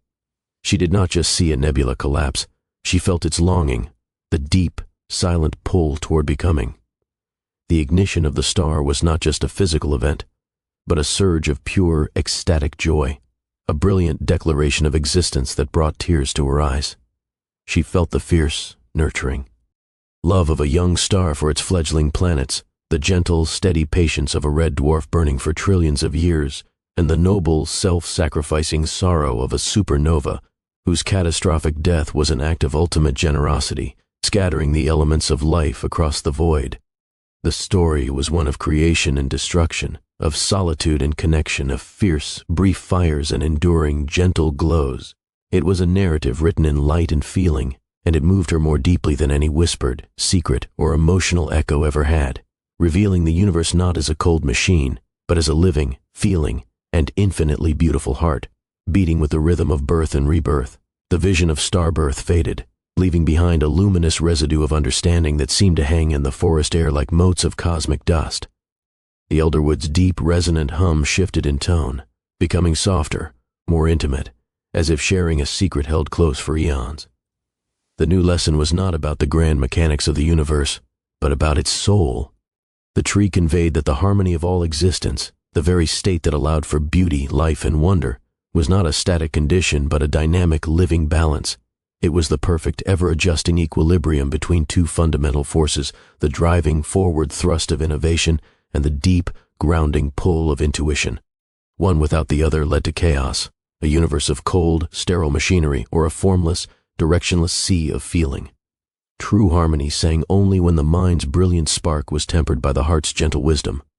As this truth settled within them, a profound reflection bloomed in the quiet space between Aquarius and Pisces.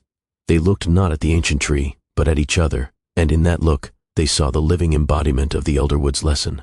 Their entire journey, from the moment their eyes had met beside the elusive Starlight River, had been a slow, beautiful dance toward this very balance. They had not been seeking it as an abstract concept. They had been building it, step by step, in the space between their souls. In the underwater city, he had learned to value the stories embedded in the coral, while she had seen the wonder in its architectural logic. In the floating islands, his analysis of the emotional flora had been given purpose by her connection to its serene blue calm, and her dreams had been given structure by his visions of star bridges. They realized with a heart-deep certainty that they had already begun to embody this cosmic harmony. Their friendship was not an accident, it was a manifestation of a universal principle. His innovation, the constant, restless drive to build, to understand, to create, was no longer a solitary pursuit. It was now guided, given context and compassion by her intuition. Her deep empathy, the ability to feel the universe's joys and sorrows, was no longer a passive state. It was now empowered, given form and direction by his imagination. They were not simply a thinker and a feeler who had learned to cooperate. They were a single unified entity where thought and feeling had become one seamless process. The balance was not something they had to strive for. It was the natural state of their union. In the silent, knowing presence of the elderwood, they understood that their greatest discovery was not a hidden realm or a cosmic secret, but the transformative power of their own combined natures, a living testament to the harmony they were now destined to share with the universe. The forest path, guided by the silent will of the elderwood, led them through a final archway of intertwined roots that pulsed with a soft earthen light. The dense canopy of silver leaves abruptly ended, opening into a clearing that stole the very concept of breath from their beings. Here, in the absolute heart of the ancient forest, lay the source of all their wanderings, the beginning and the end of the Starlight River. It was not a spring or a fountain, but a pool of such profound and perfect radiance that it seemed less a body of liquid and more a hole punched through reality into the core of creation itself. The light did not blaze or glare, but shone with a gentle, all-encompassing intensity, a pure, white luminescence that contained every color yet showed none, humming with a silent foundational frequency that was the music of existence itself. This was the wellspring, the cosmic heart from which the river of liquid stars was born, and its presence filled the clearing with a tangible, vibrating peace. Aquarius's first instinct was one of pure, analytical fascination. His eyes, wide with wonder, immediately began to dissect the phenomenon. He observed the way the light seemed to possess a tangible surface, yet had no reflection, swallowing all image and returning only its own perfect glow. He noted the subtle, swirling patterns on its surface, currents of energy that moved with a complex, mathematical grace, hinting at the underlying principles of its existence. His mind, the eternal cartographer, raced to map the impossible physics of it. What was its composition? Was it a Bose-Einstein condensate of photons? A manifestation of zero-point energy? His hands twitched with the urge to interact, to take a measurement, to scoop a handful of this primordial substance and study its properties. He saw the pool as the ultimate scientific discovery, a key to understanding the fundamental nature of light, energy, and perhaps reality itself. The visionary in him was alight with the infinite applications, the new laws of physics waiting to be written from this single radiant source. Pisces, standing beside him, experienced the pool in a manner that bypassed the intellect and spoke directly to her soul. She did not see a phenomenon to be studied, but an essence to be felt. As she gazed into the boundless light, a wave of pure, unconditional nurturing washed over her, so potent it brought a shimmer of tears to her eyes. The light was not cold or sterile. It was warm, alive with a benevolent, creative love. It felt like the source of all comfort, the well from which all empathy and compassion in the universe had first sprung. She felt it soothing the faint, residual aches of their long journey, not just in her, but in the very air, the soil, the whispering trees at the clearing's edge. It was a mother's embrace for the cosmos, a silent promise of safety and belonging. She felt its essence as a call to heal, to protect, to nurture, not through action, but through simple, radiant being. Her entire empathetic nature resonated with the pool's frequency, recognizing it as the original heartbeat of all feeling, the primordial dream from which every other emotion had been born.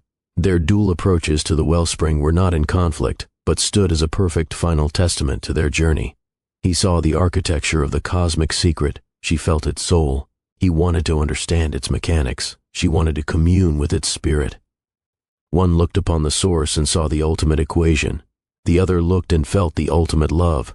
And in the perfect, humming silence of the clearing, surrounded by the ancient, knowing forest, these two perspectives did not clash, but coexisted, two different melodies harmonizing into a single, more profound understanding of the magnificent, nurturing, and brilliantly structured mystery at the heart of all things.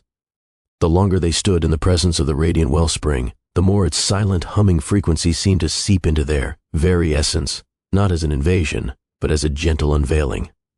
The light did not speak in words or images, but in direct, intuitive knowing that blossomed within their consciousness like a flower opening to the sun. The final, profound secret of the Starlight River was not a location or a treasure, but a purpose, They understood, with a clarity that felt as ancient as the light itself, that the river was not merely a flow of energy or a pathway between realms. It was a current of pure creativity, a stream of boundless imagination, and it was equally a river of profound empathy, a flow of universal compassion. These were not two separate currents, but the very same substance, two sides of a single luminous coin. The river was the universe's way of sharing itself, a circulatory system for both brilliant ideas and deep feeling, meant to be channeled, to be given, to be spread. This understanding settled upon them not as a burden, but as a calling that resonated with the deepest truth of their own transformed selves. They looked at each other, and in that look was the silent acknowledgement of a destiny they had been walking toward since their first meeting. The journey had not been a random exploration. It had been a preparation. The lessons of balance, the blending of their strengths, the discovery that innovation and intuition were the twin engines of harmony. All of it had led them here, to this moment of revelation. They were not merely observers of the river's secret, they were its natural stewards. Their unique bond, the perfect synthesis of visionary thought and dreamer's heart, made them the ideal vessels to carry its influence forward.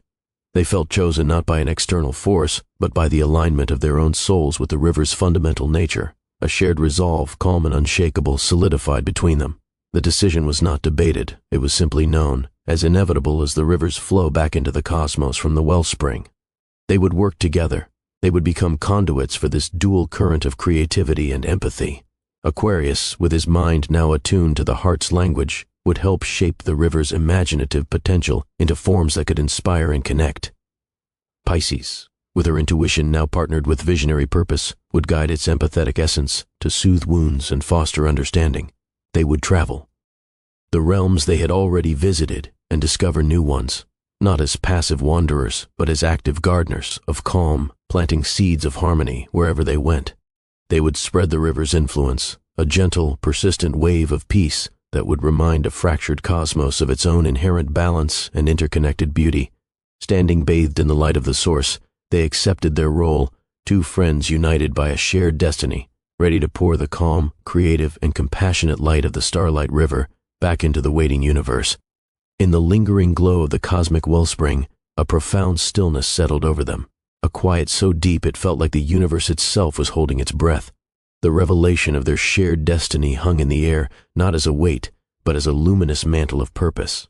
Yet before they could step forward into that future, an instinct deeper than mission pulled them into a moment of pure reflection.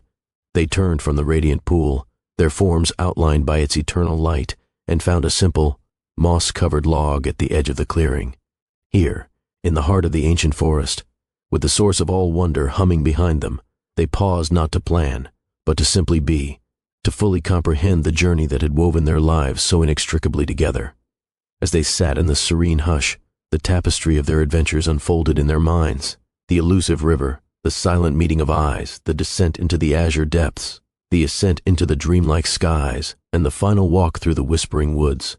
But the memories were no longer just of places and secrets, they were of each other. Aquarius looked at Pisces and saw not just the dreamer from the watery realms, but the being who had taught his structured mind the language of the heart. He saw the patience in her gaze as she interpreted the emotional whispers of the deep, the courage in her spirit as she opened her vulnerable empathy to him, and the profound wisdom in her simple, feeling presence. He realized with a clarity that struck him as more fundamental than any cosmic truth, that her empathy had not just been a guide for their journey, it had been a balm for his soul. It had softened the sharp edges of his intellect, teaching him that a beautiful idea was hollow without the compassion to give it meaning. A deep, quiet gratitude swelled within him, a feeling so vast it had no need for words, directed at the friend who had expanded his universe from a workshop of cold stars into a living, feeling home. Pisces, feeling the shift in his energy, met his gaze. In the quiet space between them, she sensed his gratitude, and it called forth her own. Her thoughts drifted back to her solitary existence in the layers of dream and emotion, where intuition was her only compass and the vast, silent feelings of the cosmos were her only companions. She had been content, but she had also been alone in her depth. Then came Aquarius, a storm of brilliant, restless imagination, his mind a whirlwind of possibilities that had initially felt foreign and overwhelming. But he had not tried to calm her waters. He had learned to sail them. He had taken her deep, fluid intuition, and given it wings, showing her that feelings could be the foundation for star bridges and cities of light. He had expanded her imagination, turning her inward-looking dreams into outward-shaping visions. Her gratitude was a warm rising tide, thankfulness for the friend who had not been afraid of her depth, but had dived in with her, helping her build constellations from the stardust of her own soul. The silence between them deepened, becoming a sacred space where words were not merely unnecessary, but impossible. The profound gratitude that had bloomed in their reflection now settled into something even more foundational, a silent, immutable understanding that passed between their locked gazes as clearly as a beam of starlight through a flawless crystal. In that timeless moment, they both knew, with a certainty that resonated in the very core of their beings, that their bond was not a simple alliance or a convenient partnership. It was a unique and powerful alchemy, a fusion of spirit that had created a third entity far greater than the sum of its parts. They were the living proof that the universe's greatest secrets were not hidden in distant nebulae or ancient trees, but in the space where two different souls could meet and become one harmonious whole. This understanding was a quiet earthquake, rearranging the landscape of their future. The paths that lay ahead were unknown, and the duties of their newfound destiny were vast. They might be called to separate corners of the cosmos, to tasks that required his solitary focus or her deep, individual empathy. But as they sat in the heart of the forest, with the source of all light at their backs, a vow formed in the stillness, a promise as solid as the ancient trees around them. It was a vow that transcended distance and circumstance, no matter where their individual paths led, whether to the silent construction of celestial bridges or the solitary mending of emotional wounds. They would always, always support each other. His imagination would forever be a refuge for her heart, and her empathy would forever be the compass for his mind. Their friendship was the anchor and the sail, the foundation and the spire. It was the one constant in an ever-changing cosmos, a bond they now silently pledged to honor and protect forever. The decision to act, born in the quiet revelation of the forest clearing, was not a sudden leap but a gentle turning, like a river naturally finding its course to the sea. The purpose that had settled upon them, to spread the river's dual essence of creativity and empathy, now demanded a plan, a vessel through which their combined strengths could be poured into the cosmos.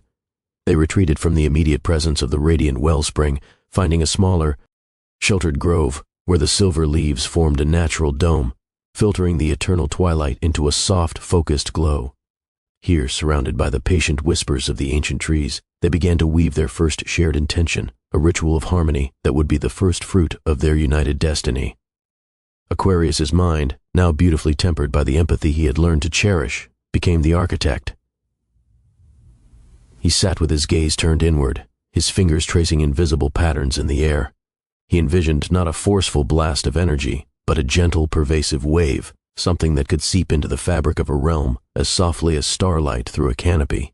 His plans centered on the starlight river itself, the very substance of their journey. He conceived of drawing upon its liquid light, not to command it, but to collaborate with it, to shape its inherent creativity into a structured, calming frequency. He imagined a lattice of pure intention, a celestial net woven from threads of focused imagination that would act as a carrier wave, a scaffold upon which their shared hope for peace could be built. His vision was one of elegant, purposeful design, a testament to the innovative spirit, now guided by a heartfelt goal. Pisces felt the contours of his plan as they formed, a blueprint of light and hope that appeared in the shared space between their minds. Her role was clear and essential. Where his brilliance provided the structure, her depth would provide the warmth. As Aquarius devised the method for gathering and shaping the starlight, she prepared to infuse it with emotional resonance. She closed her eyes, drawing upon the profound, nurturing essence she had felt from the wellspring and the accumulated emotional wisdom from every realm they had visited. She gathered the serene peace of the ocean depths, the dreamy tranquility of the floating islands, and the ancient, forgiving calm of the forest. This was not a power she wielded, but a quality she embodied and offered, a deep, emotional warmth that would transform the structured starlight from a mere phenomenon into a living, feeling comfort. Her empathy would be the soul of his invention, the gentle heat that would make the light not just seen but felt in the heart. Together, in the quiet of the grove, they began their preparations for the gentle ritual. It was a silent, synchronized dance of concentration. Aquarius, with a focused will, began to draw faint, shimmering tendrils of light from the nearby flow of the Starlight River, coaxing them into the grove where they swirled in a slow, intricate dance, awaiting his direction. Pisces, meanwhile, sat in a state of deep, open-hearted receptivity, her opalescent form glowing brighter as she channeled the collected, emotional warmth, ready to breathe it into the waiting lattice of light. There was no urgency, only a profound sense of rightness. They were a single instrument being tuned, the visionary and the dreamer blending their strengths into a harmonious whole, preparing to offer a gift of calm to a universe they now knew how to love. With the preparations complete and their intentions perfectly aligned, the moment of convergence arrived. A profound stillness fell over the grove, the whispering leaves of the ancient trees hushing in anticipation. Aquarius, his focus a sharp, clear lens, guided the gathered tendrils of starlight into a shimmering, intricate lattice that hovered in the air between them, a constellation of pure potential woven from liquid brilliance. It pulsed with the silent, structured energy of his imagination, a beautiful, logical prayer for peace. Then Pisces leaned forward, her hands extended not to touch, but to bless. From her heart, a wave of soft golden warmth flowed outward, visible as a gentle, radiant aura that enveloped the lattice of light. It was the essence of all the empathy they had shared, the ocean's serenity, the sky's dreams, the forest's forgiveness. As her emotional warmth met his structured starlight, the two did not clash but melted into one another, the light becoming warm, the warmth becoming luminous. The ritual reached its zenith.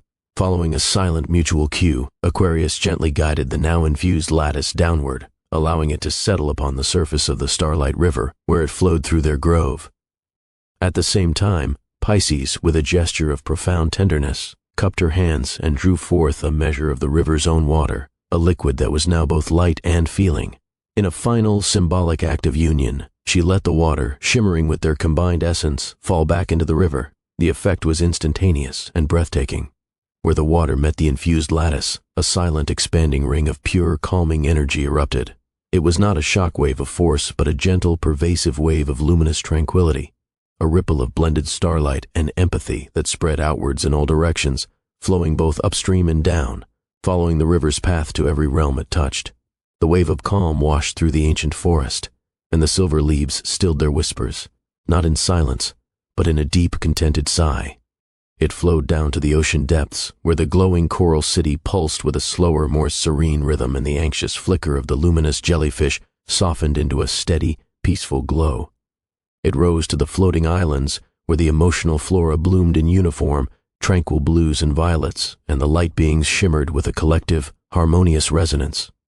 Further still, it traveled back along the path they had walked, touching the celestial void with a gentle hand, bringing a moment of quiet reflection to the spinning galaxies and restless stars. The effect was a soothing balm, a momentary lifting of cosmic anxieties and hidden sorrows, a reminder to every atom of existence of the profound peace that was possible when creativity and compassion walked as one. As the wave spread, carrying their gift to the corners of the known worlds, a profound sense of accomplishment settled over Aquarius and Pisces. It was not the pride of creators, but the humble joy of participants who had successfully channeled a universal truth. They stood side by side, watching the last echoes of their shared effort fade into the river's flow, their hearts beating in a single tranquil rhythm. They had taken their blended strengths, his visionary plan and her emotional warmth, and turned them into a tangible force for good.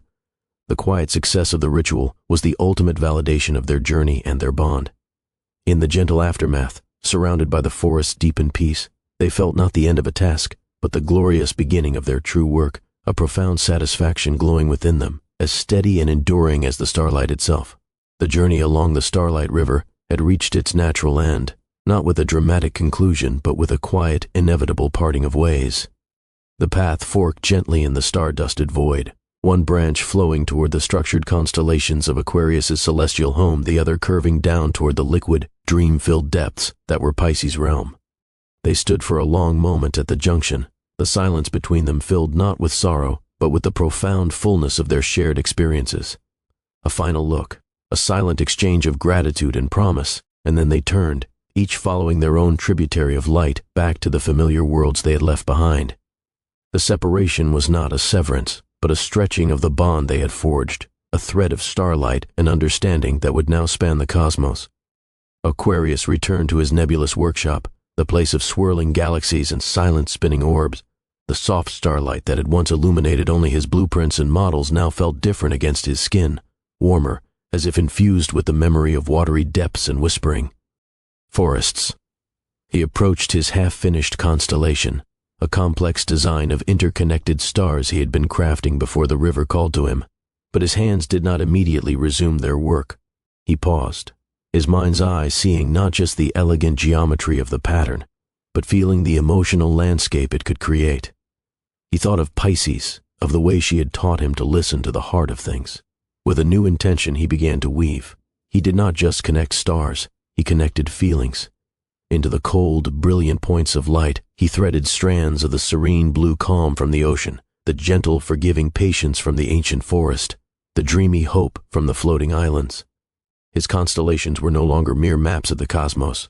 They became celestial comfort, patterns in the sky that hummed with a subtle, empathetic resonance, offering silent solace to any being who looked up and felt alone in the vast, dark expanse. Pisces descended back into the liquid realms of emotion and dream, the waters welcoming her with a familiar, weightless embrace. The formless currents of collective feeling that had once been her sole reality now seemed to hold a new potential. She swam through a layer of universal anxiety, a choppy gray sea of fretful energy. Before, she would have simply absorbed its texture, sharing its burden. Now, she paused, drawing upon the boundless imagination she had learned from Aquarius. She began to dream weave. With gentle motions of her hands, she did not dismiss the anxiety, but she began to spin it into something new. She took its frantic energy and wove it into the beginnings of a story, a narrative of resolution and hope that unfolded like a delicate silver thread in the water. She added imaginative elements, a guiding star, a helpful creature of light, a hidden path revealed by moonlight, transforming the raw, fearful emotion into a structured dream of courage and solution. Her dream weaving was no longer a passive reflection of feeling. It was an active, creative act, using the visionary tools he had given her to sculpt empathy into a force that could not only comfort, but also inspire and guide. They stood once more at the confluence of their paths, the final meeting before returning to their respective realms. The starlight river flowed between them, its liquid light seeming to hold its breath in the profound quiet. There were no grand speeches, no tearful farewells, for their bond had transcended the need for such gestures. Instead, a silent vow passed between them, as tangible as the starlight on their skin, a promise to carry the memory of their adventures not as a fading dream, but as a living compass. They would remember the azure serenity of the deep, the weightless wonder of the skies, and the ancient whispers of the forest. They would remember the lessons of balance, the revelation that creativity and empathy were two currents of the same river, and, most importantly, the transformative power of a friendship that had taught them both how to be more wholly themselves. This shared memory would be their anchor and their guiding star, a wellspring of strength and wisdom for all the days to come. As their silent promise settled into the cosmos, the starlight river responded. Its gentle glow, which had illuminated their entire journey, began to brighten. It was not a sudden flare, but a deep internal intensification, as if the river itself was affirming their vow. The liquid light swelled with a warmer, more resonant radiance, pulsing in time with the quiet beating of their hearts. The silvery cascade shone with the enduring clarity of perfected understanding, and its golden hues burned with the steady warmth of a friendship that had weathered the unknown and emerged unbreakable. This brighter glow was a symbol, a luminous testament to the peace they had not only found but had actively cultivated within themselves and each other. It was the visual echo of the harmony they had woven into the very fabric of the realms, a light that would now flow forever brighter, carrying the indelible mark of their union. With a final, lingering look that contained universes of shared experience, they turned. Aquarius moved toward the constellations of his workshop, his form outlined by the river's enhanced brilliance. Pisces descended into the welcoming embrace of the dream layers, her opalescent fins catching the last bright glimmers of the light. They departed, not as the solitary beings they had once been, but as forever changed friends carrying the serene finale of their journey within them.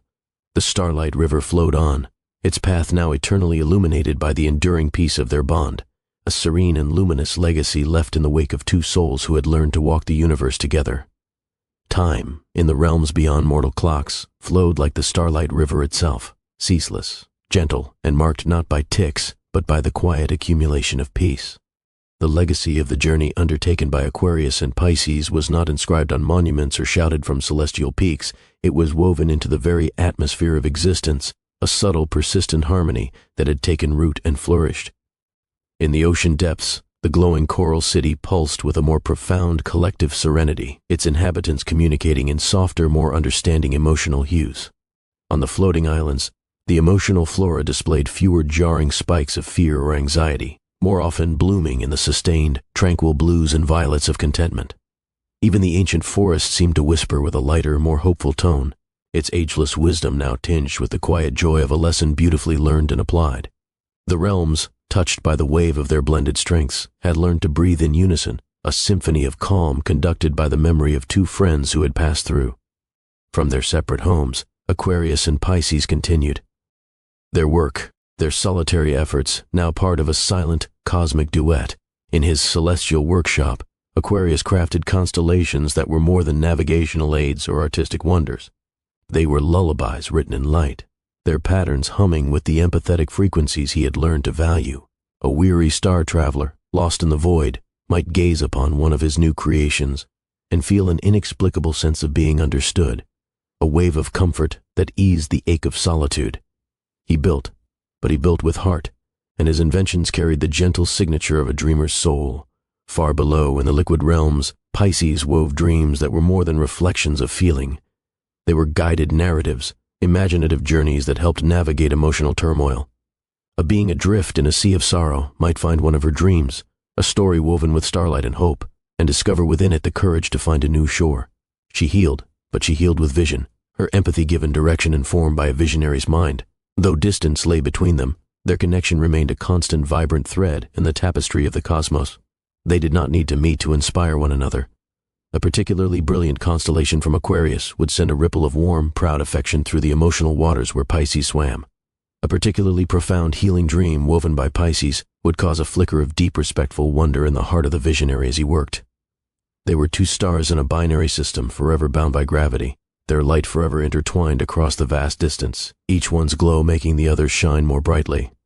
Their friendship had become a self-sustaining cycle of inspiration, a perpetual motion machine of mutual growth and admiration that fueled their individual purposes and, in turn, enriched the universe. And the starlight river, the catalyst and the pathway for it all, continued its eternal flow. But it was no longer just a river of mystery. It had become a trail of liquid light, yes, but also a trail of friendship, of balance, of the quiet truth that the most powerful adventures are those that change the adventurer. Its shimmering path now glowed with the residual warmth of their bond, an invitation etched in luminescence against the velvet dark.